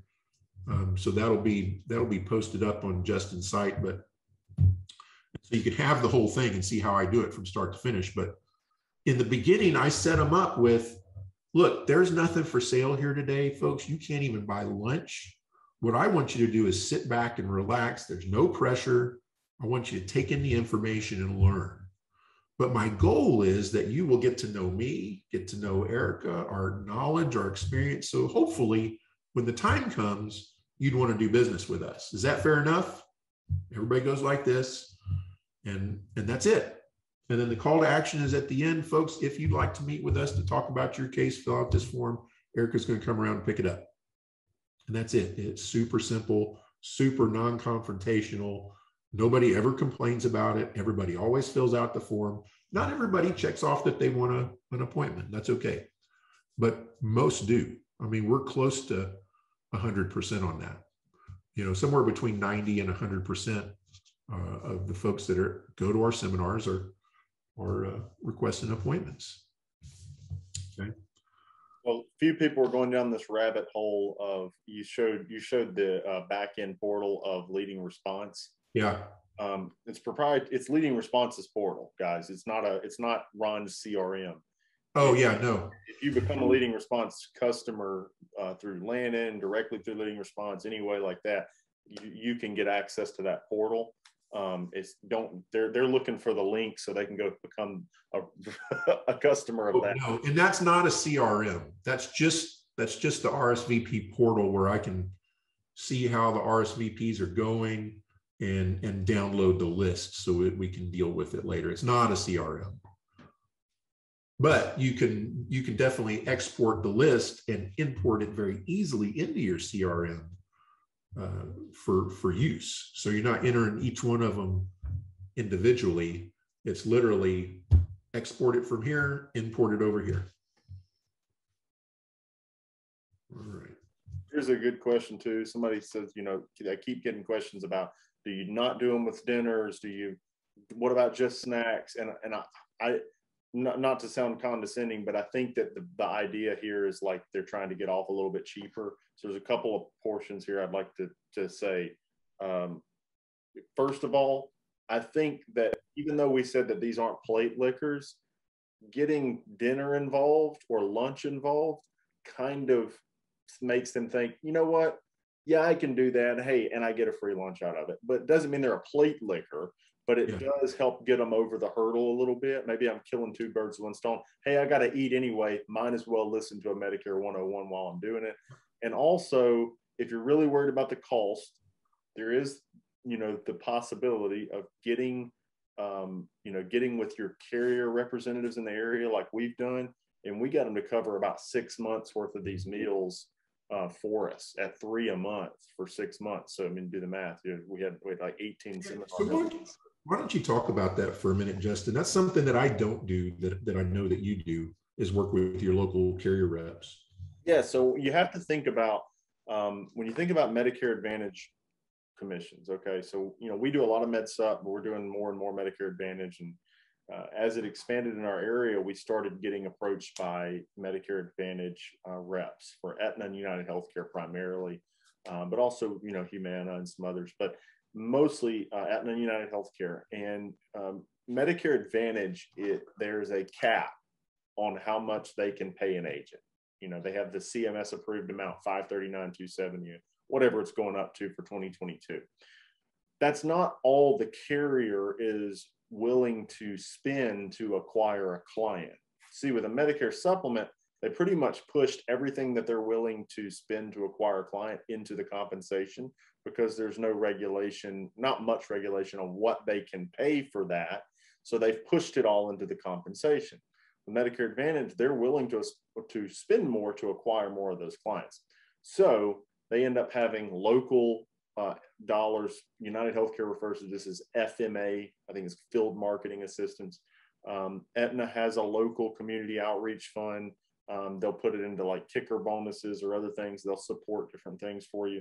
You know, I don't know what some of these other ones call it, but they have this local community fund, and then they have a national fund. That national fund goes to your top of hierarchy, probably, you know, Senior Market Sales, AmeriLife, Heartland Financial Group, Integrity, Premier. These normally somebody's under one of these big ones, you know, somewhere where and then it bleeds down through the hierarchy, or it should. I find that the national marketing money can get lost in the sauce a lot easier, somewhere at the top, probably not even your direct upline, and they have to petition for it to get it. But the local community outreach is really good for seminars and direct mail. They don't want you, like I've filled out a lot of FMA assistance forms for United Healthcare, and they don't, when I start talking TV, radio, all that stuff, their eyes glaze over and they're like, wait a minute, what? Like they don't hear ROI. But when you're getting in front of people, they'll help with it. Now, some people get into, well, what are they expecting to return in return? Well, we have seen that they don't really expect anything in return. They want to support you because they know if they're supporting you, that you're going to support them. And it's true. You get to a client, and United Healthcare and Aetna are neck and neck, but Aetna's, you know, helping me with all my seminars, and there's really not any good argument for one over the other. Hey, we're all going to lean to the one that's going to take better care of us. Now, if there's a huge variable difference for the client, we're going to go with what's better for the client. But if I got Aetna and United Healthcare and they're both good, UHC is paying for my seminar that they came through, I'm going to lean UHC. So they do know that that's happening, but they're supporting you in other ways. They have to find ways to spend that money anyway. And now I will tell you this, if you get support from a carrier to pay for some of this stuff and you don't deliver applications at some point, they're going to question why they're giving you the money. So a lot of people that have written me on here and said, you know, how do you get, you know, assistance from local marketing? Some of them that have written, I know aren't submitting any business. And so I'm like, you know, you got to be careful. What we did was we went and got this assistance from people we knew we were already going to submit business with. because I didn't want to not deliver on it, you know. But that money is there for you. And if you don't spend it, they're going to spend it on something dumb anyway. It doesn't go back to them. They're going to spend it. They have allocated it for local marketing. And Ron, you know this from being in public, you know, service as a police officer. When I was in the military, they would give us here's your fund for this. And we all knew if you didn't use it, you lost it next year. Yep. Next year, they'd give you less. And that's the way local markets look at it. They have to spend that effectively to increase their enrollment, or next year they'll get less money. Yeah, every August is like Christmas in the public sector. Oh yeah, you got to spend that money, or you don't get it next year. You get the end of the fiscal year, and they're like, "Hey, I think everybody needs sunglasses and a pocket knife." I turned a classroom into $100,000 gym one year in August just because we had a bunch of money left to spend. And it's crazy. I don't necessarily agree with it, but when you're in the system, like, you have to operate within it because you have to keep your funds up for your people. So it's a real, it's like a double-edged sword. But that's the same thing that happens with these companies. When it gets in the local marketing system, they have to use it. They're going to spend it on something, or their bosses are going to think that they're not doing anything. And so they have to spend it on something. You want them to spend it on supporting you. So talk to them and communicate with them, and they will help. That's awesome. All right, guys, we got about 10 minutes left. Justin, I don't know what's your schedule like. Can you go a little bit longer? Or? I'm good. Okay. Whatever. I mean, I think we're getting, close to having a good chunk of information. I'm getting the outline's all pretty much wrapped up, but it's got a couple of things left here, but I wanted to make sure we could answer as many questions as we could. So I'm just going to go ahead and finish the outline. Talking about the appointments, we get permission to contact form, and then we call them. Now, here's what I don't do that some agents do differently, and there's no right or wrong thing here, is I was taught, and I really stick to not being pushy about it. So I don't, unless they want to, I don't schedule appointments at the seminar. In fact, I tell them, look, if you want me to, you tell me when you want me to call. You tell me when you want me to call you, and that's when I'm going to call you. So if it's 3 months before your birthday, that's when I'm going to call you. I'm not going to bug you on the telephone. I'm not a telemarketer. Now, other agents, and this is perfectly okay, want to set as many appointments as they can at the seminar. Okay. And if you're doing a general AEP 65 and above seminar, you definitely want to do that. But for turning 65 seminar, where the first birthdays don't happen for the next 4 months, I've got a little bit of breathing room. I don't have to do that.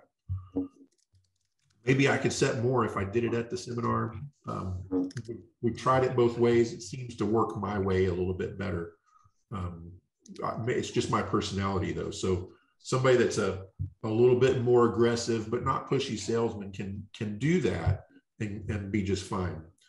So we set those appointments. But we're calling everybody the next day just to thank them for coming, make sure the food was okay. Did you have any other questions for Ron or Erica? And then we can usually schedule an appointment just out of that phone call there. Otherwise, we're not calling them till 3 months before their birthday or whenever they indicated that they wanted to call us. Excuse me. So they go into the CRM, and then physically the permission to contact form goes into a 1231 binder. So you know what that is, right? It's a binder it's old school insurance. It's old school sales. Got a 3-ring binder that's got 2 sets of tabs in it, one with 12 and one with 31. So the 12 is the month. So everybody that has a birthday in January, they're going in the January tab. And then on January 1st, we're going in, we're pulling out the Januaries and we're calling them. And if they say, I'm busy, call me in 2 weeks, well, it goes in January 15th. It goes in the 15 tab. So that's just kind of an old school backup. It's always worked for me. We use the CRM. Some of the agents that are more technically inclined than I am set reminders, set tasks on their CRM. You can definitely do that, but we do it both ways. Always have a backup.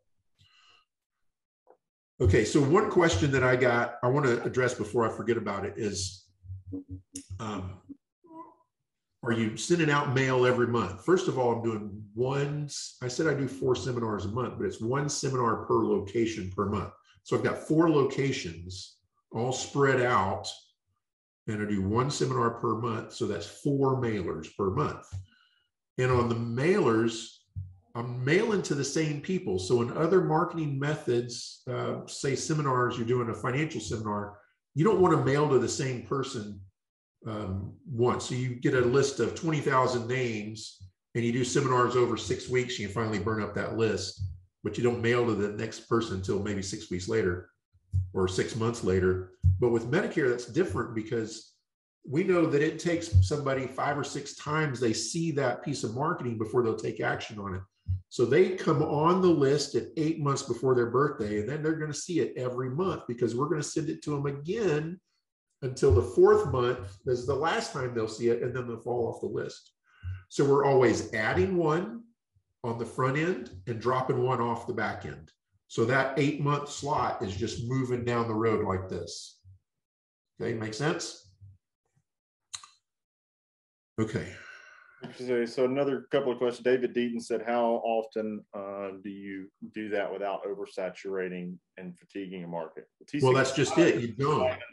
T65s are always repopulating. There's always new people coming on the list and older people falling off the list. So you're never oversaturating. The only way you oversaturate is if your territories are too close and you're overlapping. So we've got a radius around the restaurant. If those overlap too much, then you're not being as efficient as you can with your territories. And what you might want to do is combine those into one mailing, so they have their choice. They can go to this seminar on Tuesday, or they can go to this seminar on Thursday. But, yeah, and I will say, because we're getting a lot of questions about how often can you do it in the same market, and so or in the same restaurant. So you do it spread out. We actually, and this a lot of times can be geography. So you got to think about your town. So like in Tupelo, we have a really big pool because it's a large rural area. And a lot of people come to Tupelo for the hospital or shopping or whatever. And the big cities are a good 1.5 hours to 2 hours away. And so a lot of people will come here and they'll come to the same restaurant. So we'll actually continuously do the same restaurant multiple nights in 1 week and still have really good draw.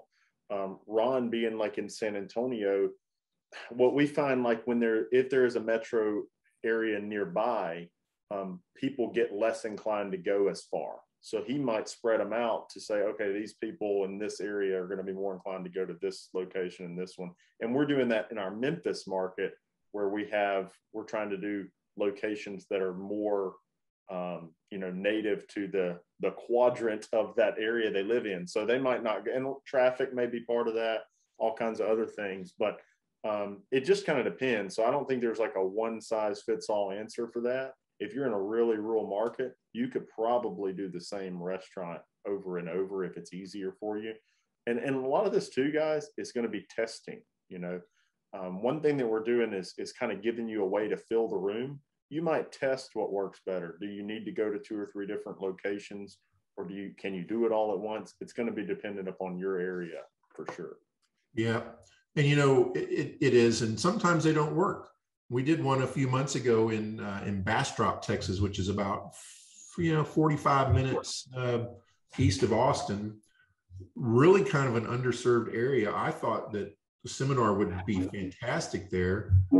It just bombed. We had 4 people show up. It was not good. And I don't think we even got any of those people to come in. It just wasn't a good deal. And we've had an issue with this too, man. We had one that we did in Starkville, which is 45 minutes away, had 38 people there. So we thought, oh man, the next one's going to be great. We did another one there, 8 people showed up. Yeah. And so that does happen, and I'll tell you this, like, even though Ron said none of those people turned into, the more people that are there, the better they seem to go, just because, the mood kind of gets better, I think. But Rob has been the one delivering our seminar presentation most often, but we kind of pivot around several of our agents doing it. But we always say, or Rob says, I'm gonna pour into those 8 people like it's 38 people. It doesn't matter. We're gonna try to give the same presentation. And you never know. I think Chris Schottmeyer is on here, and he's one of our guys down in Jackson, and he's been doing them in Jackson. and he had a really small response down on the coast. But then like 1 or 2 people in that audience ended up being, he'd been able to help in many different ways, got a lot of referrals off of. So I most of the time you're going to have a great response, but when you don't, that's just part of it. We factor that in when we're giving you these average CPAs because it's such a small factor, really. Yeah. Yeah. And you got to do them. I never cancel a seminar. If there's one person, I'm going. I've had one in the early days where I just had one person and I just sat there and had lunch with them and talked about Medicare. I had an agent was doing a Social Security seminar a couple of years ago, and those are expensive. Those cost a lot of money for the mail because you do have the plate lickers there and you have to send out more mail. And he had one couple show up, but you know what? He sucked it up. He got up there, he did the presentation, he wrote $1.5 million in annuities out of that one couple at what other people would call a bomb seminar. So you get out and do it. More often than not, you're going to have plenty of people. You just saw my numbers there. It's very consistent. As long as you're consistent, your numbers will be consistent. It all averages out. So last little bit before we wrap it up here. There's some challenges to seminars. Number one, I would tell you that it's a longer, for turning 65 anyway, it's a little bit longer timeline on getting those people in and right in the business. So you'll always have a few that will come in right away. They're ready to go. Their birthday's 4 months away. They're ready to go. So out of a seminar of 25 people, I might have 4 or 5 that are ready to go right away. The rest of them are going to come in over the next few months as they get closer to 65. So the key there is really be consistent. Once you start, don't stop. You can't do this once a quarter. You've got to do it every month or every week. And so it is a little bit more expensive than, say, a business reply card. And it's not a super quick return on investment, but it will be there and it will be easier than calling a business reply card and getting hung up on, I promise you. The next challenge is it's not real scalable. You can't scale it up like you can a call center. Just turn on more leads and add more telemarketers. It's very territorial. So you can only do a seminar so often in a territory, really once a month. So if you're in a more rural area, that's 20-mile radius. That's going to be, you can only market to them once a month. And so if you want to add people to that, you've got to go 20 miles away. If you want to add another one, you've got to go 20 miles over here. If you want to add another one, you got to go 20 miles over here. So it's very territorial. So you can scale it, but you can only, for one agent, you can only scale it so far. Right? And man, COVID was a problem last year. We got shut down from doing seminars. So I will never tell you that it's the only thing that you should be doing. I will tell you it's the best thing you can be doing, but you need to have some other form of marketing. You need to be sending out business reply cards. You need to be doing some digital marketing. You need to be working on your SEO at the same time. So we do business reply cards now just to have a kind of a backup source of leads in case we get shut down. These big cities tend to be, I don't want to go down a political hole here, but the big cities, even in conservative states, the big cities tend to lean more liberal and are really trying in the last couple of months to shut things down again. And so I'm not afraid of that anymore. Last year it hurt me, but I'm not afraid of it anymore because we've got other leads coming in now. We don't have to wait for them to get spun up. So it's not the only thing you should be doing. It's a big part of what you should be doing, but it's not the only thing you should be doing. And that's kind of my last point is it should be a major part of your diversified marketing program. It's great for branding. It's great for easy, good, high quality, high intent leads. that already know you and trust you once they get to your office or once you get them on the phone. And by the way, you can sell them on the phone. Matt Timmons is a great example. He goes out and does seminars and then does all the sales on the phone. And he's great at it, and it works perfectly. But again, they've had that face-to-face time with him already. And they already know him. They like him. They know when his agent is going to call him or he's going to call him on the phone and get the job done.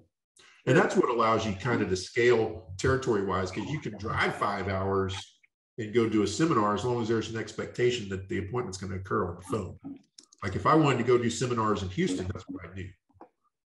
You know, I'd drive 3 hours to Houston, do a seminar, come home, and then next week I'd write the business over the phone. That's how I do it. All right, that's it. That's what I got. Question and answer time.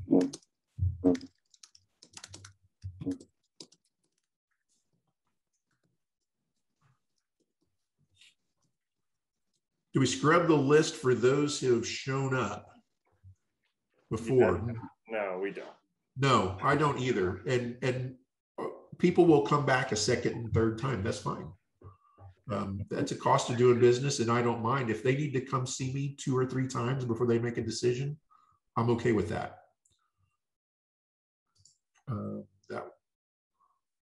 Let's see, Emily, you start out as soon as the orders are in, or pause for a few when the meals come out. So I think I answered that. We'd serve the meals at the end. Do you mail the same person multiple times? Yes, we covered that. These months are for T65 only. Yes. Ariel's got a good question. How many events do you promote on one postcard? So we do 3 now, but you know, we were doing 2, but we're doing 3. And so it depends on how many you want to mail, right? Yeah, so if you've got 3. 3 is the max they'll allow us, right? I mean, I think it's you definitely reach a point of diminishing returns where it's just too much for them to make a decision, right? But let's say you've only got a budget to send out, 1,000 cards. Well, you're not going to fill 3 seminars with 1,000 postcards, right? But if you've got a budget to send out 6,000, well, you can probably fill 3 seminars with 6,000. So you'd put 3 seminars on 1 card.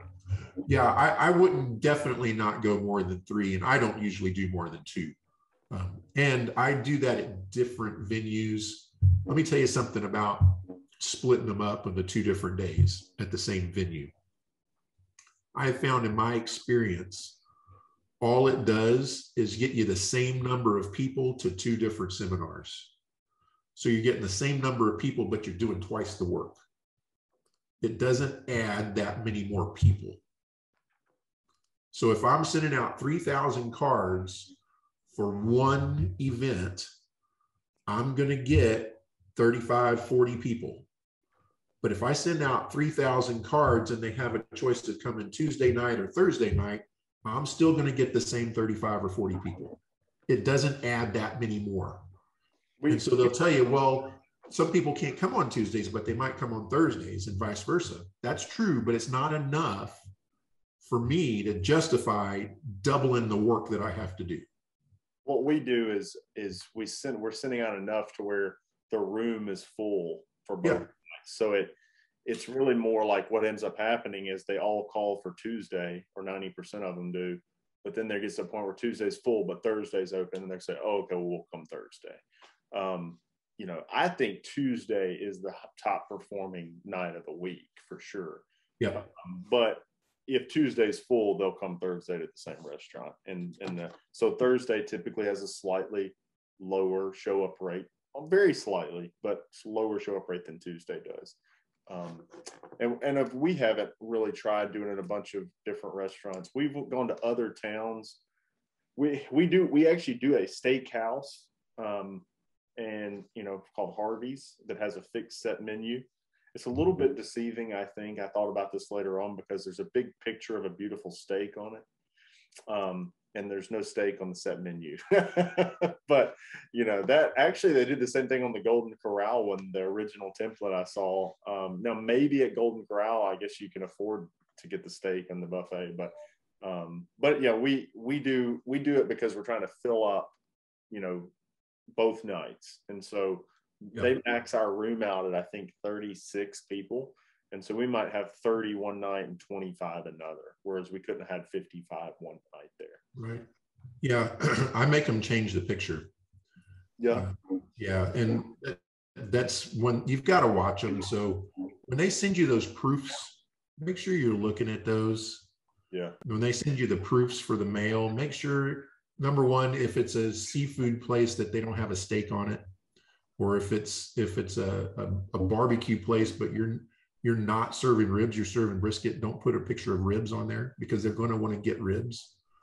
And make sure that the date and locations are right.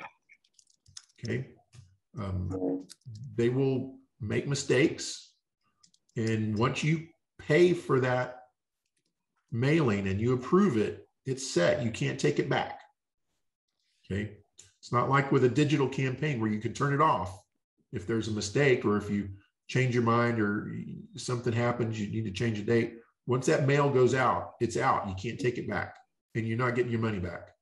So read those proofs, make sure that they're correct, and make sure that, that the pictures of the food, well, number one, there's a picture of the food on there, because, I mean, that's what it is. And here's another tip. Put the ad, make sure that the leading response knows how to do this, mainly because I taught them. I've been working with them for a long time before they were even called leading response. Put the address side, put the address label on the side with the food, okay? With the picture of the food, because think about how does the postman sort the mail? They're looking at the address, and they take it and they lay it in the mailbox. And so what's the first thing they're looking at? Big juicy steak.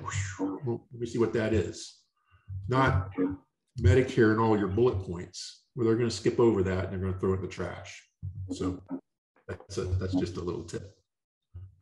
But yeah, make sure that the picture of the food is right. Okay, another question.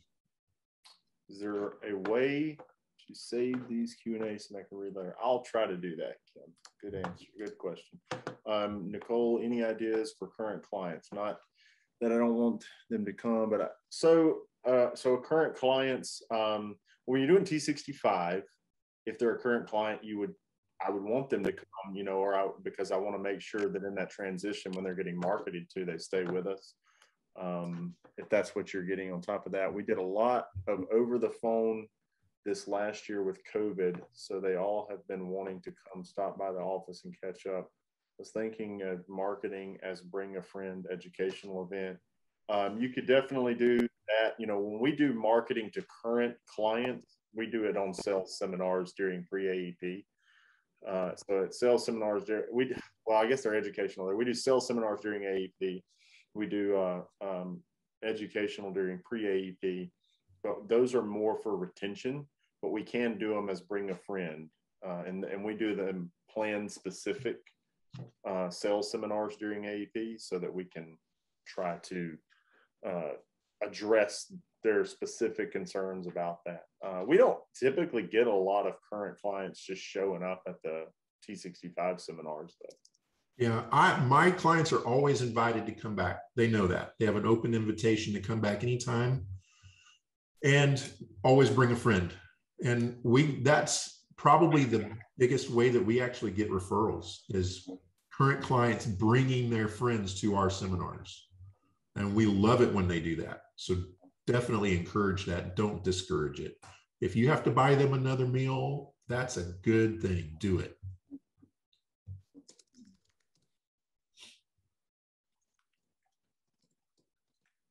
Okay. So what if, I got one here. What if you're a new agent?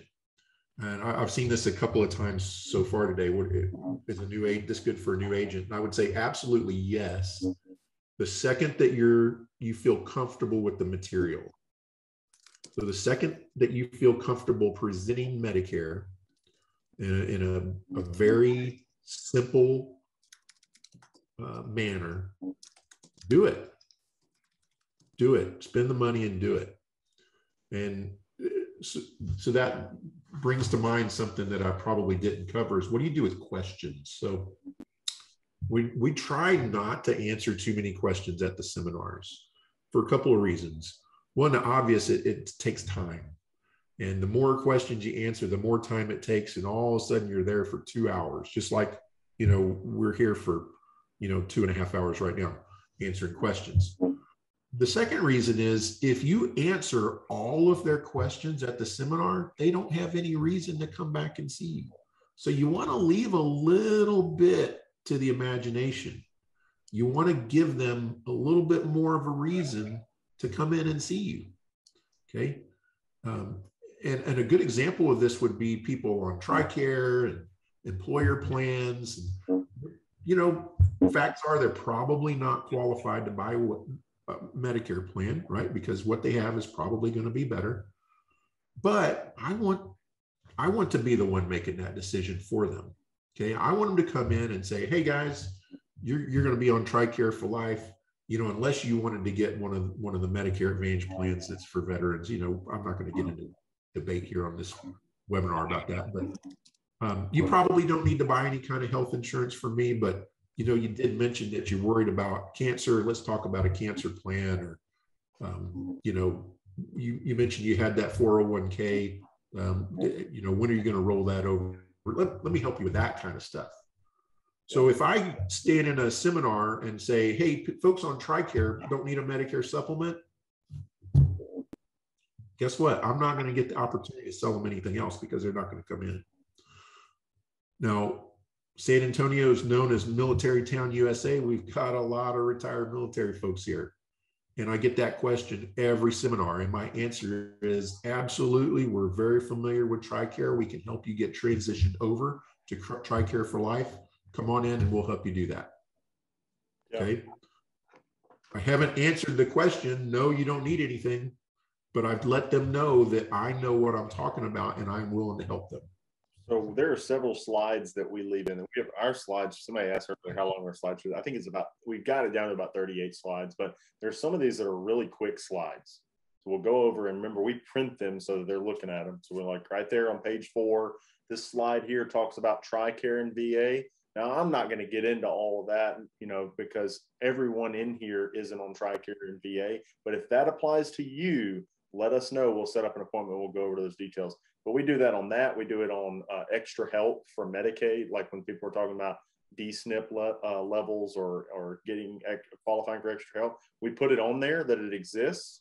And then we say, if you think that this might apply to you, let us know. So there's several slides where we keep saying, if this might apply to you, if this might apply to you. By the time it's over, one of these slides has applied to everyone. And so they all need to set up an appointment to get further into that information.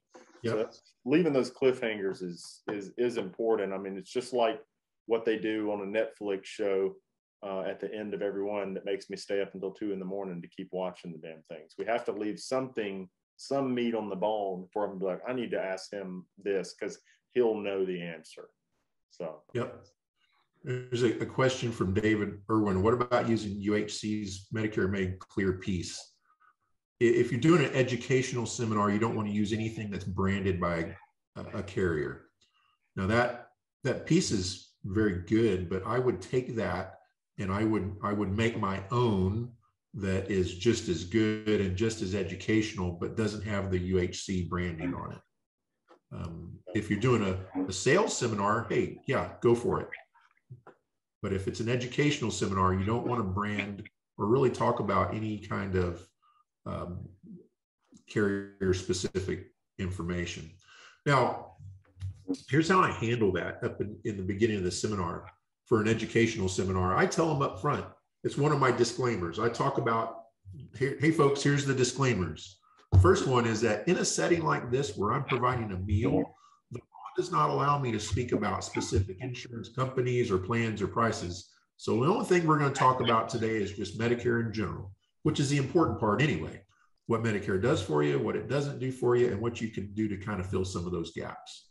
So right in the beginning of the seminar, before I even get into it, I know that I'm not going to answer questions about copays and company. What's the best company? So they don't ask me those questions. I let them know.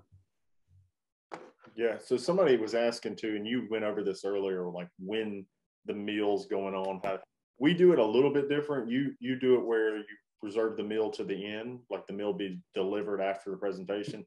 We've done it where they order before we start, and then halfway through they deliver it. We pause. Then once it's delivered, the waitresses are back out of the room. Then we finish. I mean, I think the point is there's different ways to skin a cat. So you could try both of those and figure out what worked for you. Yeah, for sure. You know, at the buffets, you definitely want to wait till the end, because you'll have people, get up and, go get seconds and ice cream and all that while you're talking. But just to save time, especially on a dinner, because you can go kind of late. And these are seniors. They're like me. They like to eat supper at 5 o'clock.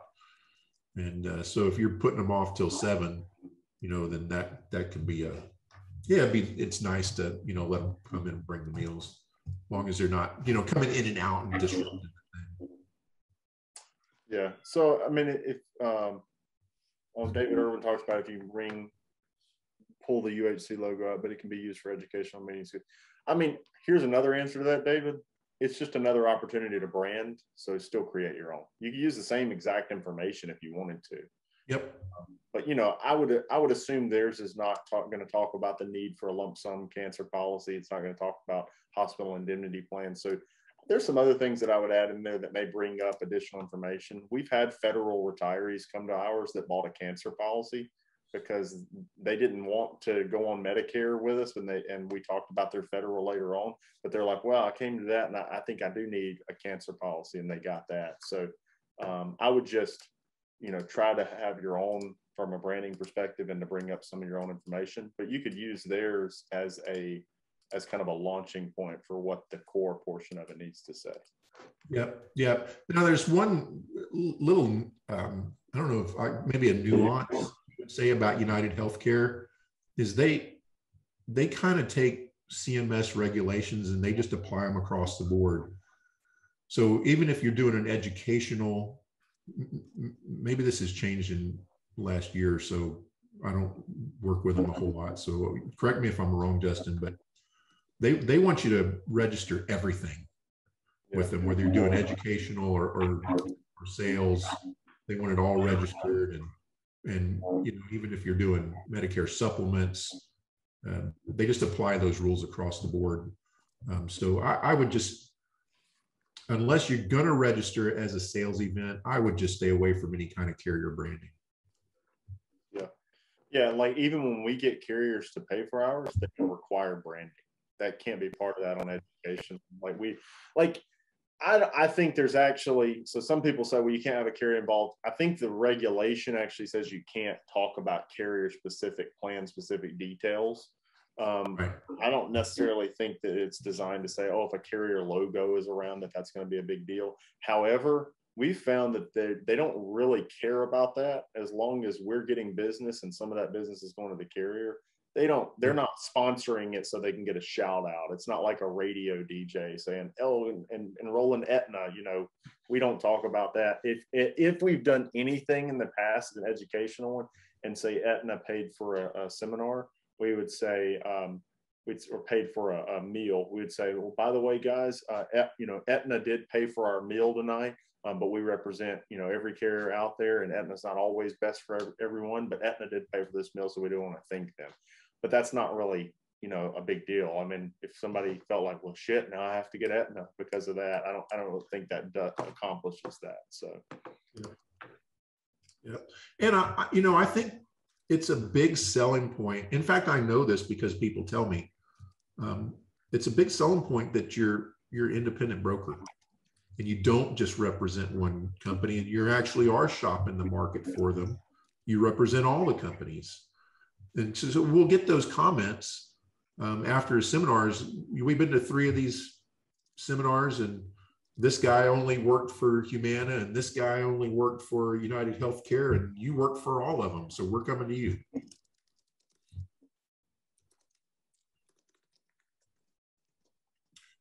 Well, I think it's winding down. Man, we've still got 132 people on here 2.5 hours later. That's incredible. That is incredible. Thank you guys so much. Yeah, for real. There was at one point, I think it got up to almost 235 people. So, but if you guys have any specific questions, you can reach out to Ron, reach out to myself. Some of this recording, we'll probably try to distribute it to everyone that signed up to this. It'll also, for those of you that are in there, will be posted in Medicare Gurus University under the seminar module. And then we'll get a copy to Ron as well so that he can distribute it any way he wants to. Yep. And Justin, I'm going to give you all of my materials, my physical materials, the PowerPoint presentation, the response sheets, the book, everything. I'm going to give you that to put in the university as well. Yeah. I think we only wanted, I'm just trying to get through those last questions. So another thing too, we do, so you have you said you have a recorded seminar, right? So I recorded one a couple of months ago just to get an updated one. Yeah. So we have a couple of recorded seminars too. Ron sent me, you sent me this recently. Didn't you send me the report? You sent me a YouTube link for it. So right. We're going to put his in MGU, but it's out there. And then we have some of Rob doing it. We have one of Justin Stark doing one for us. So we have some people just want to see it, like sit through one. If you're near Ron or near Tupelo, you're more than welcome to find out when ours is and come see one live too. We're not going to pay for your meal, but actually I may pay for one. I'm a sucker for people that come to see me in person. I normally buy some food for them. So let's see. What can we get these documents stop being? Yeah, the documents Ron's talking about will be in there. So, all right. Well, Justin, I appreciate you hanging in there with us and giving us a platform for doing this. Everything that you do makes this business better and makes insurance agents better. Whether or not you have to pay for it, you got to get in the room with people that are willing to give you the information. There are people that have good information out there. They're very good at what they do and they're very experienced, and they won't tell you what they do, even if you paid them. Yeah. Right. And what folks like Justin and Cody and Christian Brindle and Rebecca Davis and all these folks that have Medicare groups and